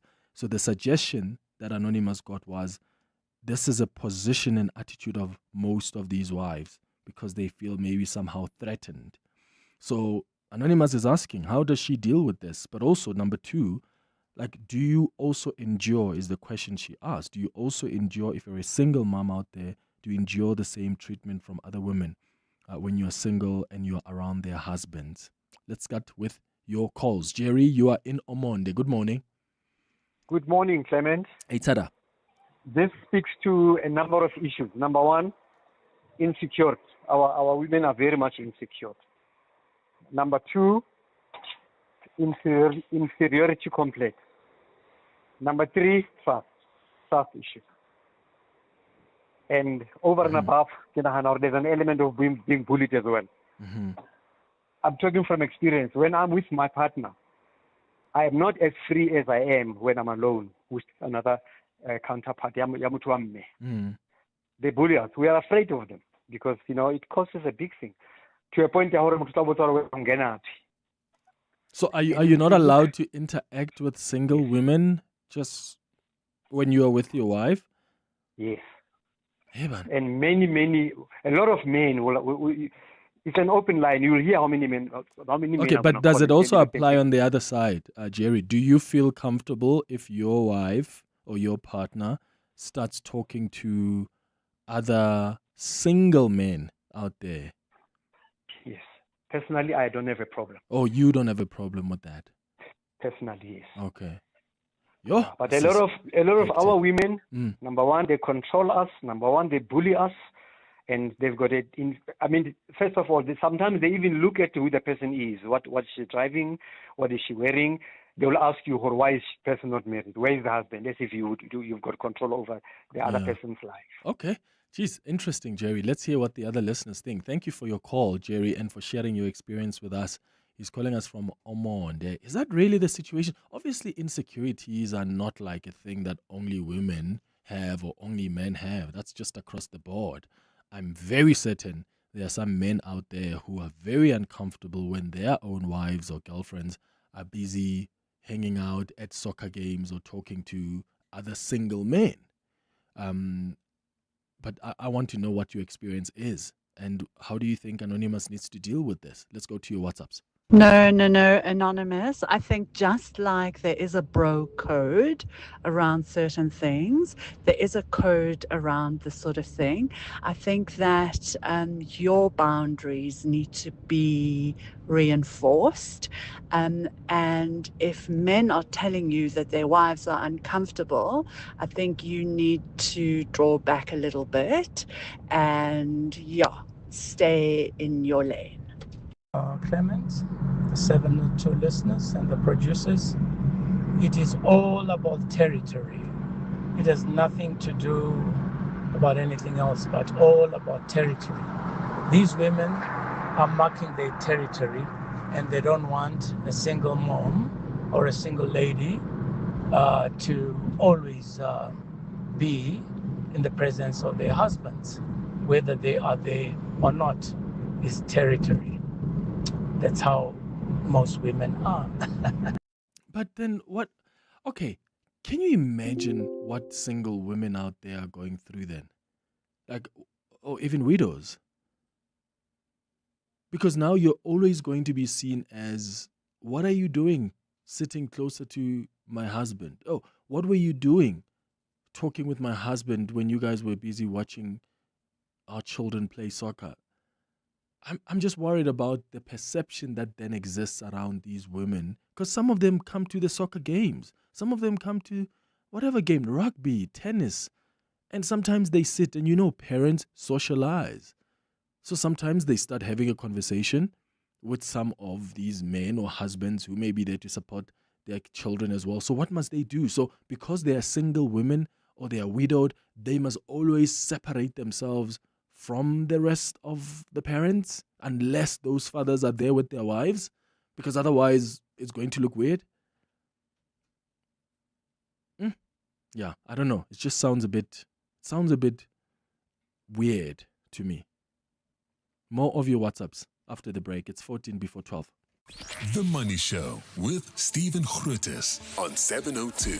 My show is about your money, and it's about how people have made their money. But it's also about what happened to your money today, what happened on the JSE, what's happening overseas. All of these things, all about the way in which people make their money, spend their money, use their money, and in so many ways, use their money to make more money for them. What I absolutely love about the 702 family and 702 land is the huge warmth of people, the generosity that they show. But I also absolutely love the hustle. Anyone in business is actually trying to improve the economy. They're trying to have an impact on all of us. And there's a go-getting attitude to 702 land that you don't see in so many other places. That's what I really love about 702 land. That getting together and doing something new, and in the process, making money. The Money Show with Stephen Grootes. Weekdays from 6 to 8 p.m. Joburg is more than just a city. It's a home for dream creators, operators, and change makers. In celebration of this, 702 has partnered with Jozi My Jozi to unite the whole of Joburg in the 702 Jozi My Jozi Walk the Talk Babize Bonke. On Sunday, the 26th of July, we're going on a walk through the iconic Johannesburg CBD, and we want you to join us and be part of something special. Enter now on primemediaplus.com and get ready for the 702 Jozi My Jozi Walk the Talk, hosted by the city of Johannesburg. Walk with the people, for our Jozi. Babize Bonke. More on primemediaplus.com. Let's hear from Al, owner of Johnson's Cable, why it pays to switch to OUTsurance Business Insurance. I thought it was going to be difficult to switch to OUTsurance Business Insurance. Switching was so quick and easy. I'm happy with the premium that I'm paying now. For electrical, tradesman services, and all other businesses, get a quote today and see why it pays to switch to OUTsurance Business Insurance. Visit outsurance.co.za or call 08600 60,000 today. Licensed insurer and FSP. TCs and information online. The Sharing Space on the Clement Manyathela Show. 702. 12 minutes before 12 o'clock. Back to your WhatsApps. Good morning, Clement and fellow listeners. I don't agree that there's a woman who can just sleep and wake up and have a problem that the husband is talking to a video or to a widow or any other single woman out there. There's a reason behind it.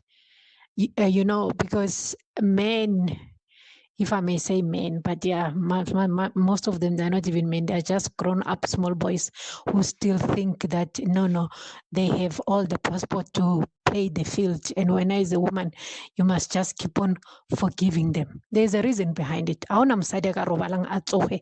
have a problem that you are helping a boy child. There is no way. And I live in these males, they've got an issue. If now I'm going to be around a good-looking single guy, he's going to have an issue with that. The double standards. But then take issue with, I hear what you say, but then take issue with your husband. So the single woman who hasn't done anything, hasn't flirted with your wife, they can't be treated and ostracized and treated as if they are like some terrible woman who's here to just steal their man. Deal with your husband at home. But to show some weird attitude towards this woman just because they spoke once with your husband, and when your husband sometimes does this with single women, she mustn't pay the price for that. And I understand why you would want to be cautious around it. But I'm just saying, why are you then being snacks towards this woman as if she's the one that has betrayed you? No, your husband has betrayed you before. So deal with this. Is like, when people find out that their husbands or partners are cheating, or their wives, whatever the case is, that they're cheating, they go and beat up the person whom their partner was cheating with. I find that ridiculous. Like, here's your man, deal with him. Here's your woman, deal with her. She was a willing participant there. Why are you going to go and attack the next person as if your own partner is somehow immune from some level of responsibility? Hey? Taboho, you are in Alberton. What are your thoughts? Hi. Clement, great show. Thank you. Not as always. Clement. Yeah, man. Nature, women, rather men are genuine hunters. Mm-hmm. It's a given fact. Women know each other better than they know us, and we know each other better than we know women. Clement, if an opportunity came by, she's a widow, she's single. Clement, ke tlo shapa utaka. Ke tlo shaya, ke tlo utswa one or two because I see her, she's always coming alone. She's got no husband. Yes, I'm married, and don't get me wrong, I respect my marriage. But it's natural for men who are You can't respect your marriage and still think it's okay to go and be with another woman when you've left your own woman, mother of children in the house. This is the uncomfortable truth. Men do it all the time. We've become a society. It's about one need. The truth of the matter is, we know who shapa. So why don't we have a conversation with then our wives then, Tabogo, and say, yo, the reality is, as a man, I'm a hunter. So if I'm going to be around single women, I'm going to take my chances with them. You must know that. So that your wife can make a decision whether or not they still want to be part of this marriage or partnership. Because now you're deciding for themselves. Like you're going out, because when you married them, you never said, one, you are someone who's going to have other women out there that are single that you go after. You never said that. So if the rules are changing, how about you give them the option so that they can choose whether to go, okay, my husband, Daboho, I hear you, Baba, I will stay even when you do that. Or if that's what you're going to do out there and you can't control your nature as a man, as a hunter, then I'm sorry, I'm out. Yeah, true, and I get where you're coming from, Clement. But which normal woman would want to accept that after a couple of years of marriage? Yeah, but because how they build, if we have the conversation, their instinct would be, hey, would you be okay, Debza, would you be okay with your wife going out there and finding some what's a widowed husband? Is that same as a widower? Would you be okay with your wife finding widowers or single men out there and also Leonaba shy? No, Clement, of course I wouldn't. But I get what happens in Vegas. Stays in Vegas. Debza, Debza, go flowers, get flowers right now, go home, give them to your wife, and just chill, okay? Thank you, brother. Thank you for your contribution, Debza in Alberton. Hi, Clement. No, mommy must just stay away. She must just stay away. I can't deal with the insecurities of other women. Stay away. Try on match days. Bring friends. Bring families. And anyway, the husbands are greeting you. Chances are that's enough. Stay away, Anonymous. You can't deal with those insecurities. Anyway, they can still be single any day. You can be divorced. You can be a widow. They can be like you. So you're not contagious. Morning, Clement and your listeners. I attended most of my kids' matches. I only have boys. Alone because my husband was busy most of the time. So I went there alone and to cheer up my boys.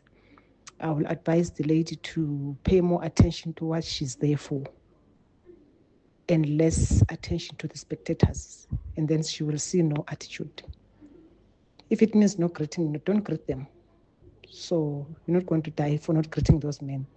Just be there with your kids and ignore the rest of the things.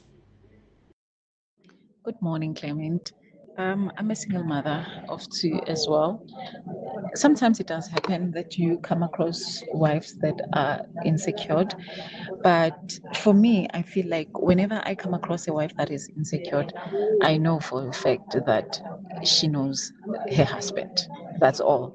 Otherwise, I befriended male and later I befriended their wives, and the relationship or the friendship is very good.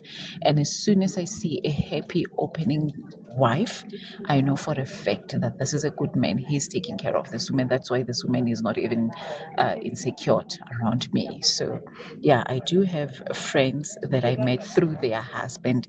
And in fact, my late best friend, I met him through her husband, and my loyalty gravitated towards her. Even now, other female friends that I have, I met them through their husbands, So it depends with the men. So I believe that the woman that is insecure it's because of she knows her man. That's all. Sure. On the WhatsApp line, Norma says, Clement, the same thing happened to my mother when my father passed away. She was treated badly by the church women. Sometimes women can be mean. They bully others and feel insecure about themselves. Another one says, Clement, may the lady learn to read the room. As a widow or a single woman, I'm sure there are other women going alone. She can make friends with them. We black people don't trust, i.e. from experience. May she ask God to give her wisdom and get women friends. Black married women are traumatized. May she also not hurt herself. What? Oh my goodness. What? Yeah. Another one says, Clement, I've been a single mom since pregnancy. I've always attended Father's Day events as the only mom. Her friends now assume that I'm gay as I'm at the father's events, rugby fanatic, and have my own toolkit and do my own DIY. Perhaps moms don't have an issue.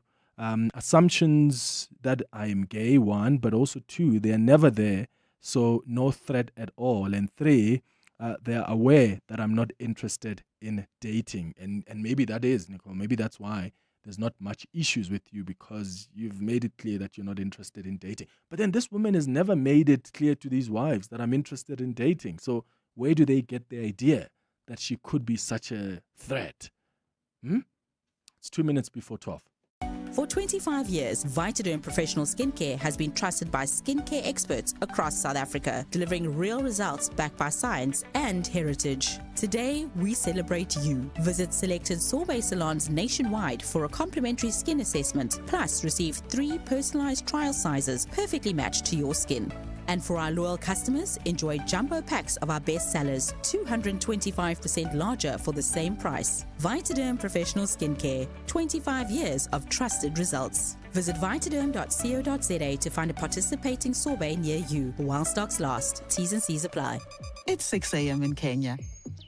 Victor's little sister starts high school today, but her fees need to be paid first. Back in Jozi, Victor logs onto the Absa banking app and sends her money and a little extra for lunch. It arrives instantly.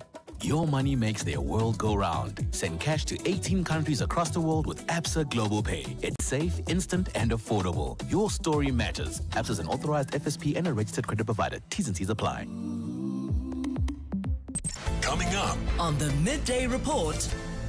Coming up on the Midday Report, Jane in for Mendy Winner. How are you doing, Jane? I'm doing very well, thank you. What's popping? We've got quite a day today. Fadil Adams, I mean, maybe not as dramatic as yesterday, that extraordinary arrest of him. He's been taken to KZN. That's where he's going to be facing charges. So we're going to be checking in on that.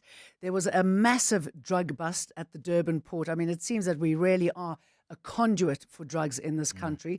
And this is also an issue that's been addressed at the Madlanga Commission of Inquiry, how the Hawks offices were raided, or, theft from the Hawks offices in 2021. It seems that this happened at least 7 times.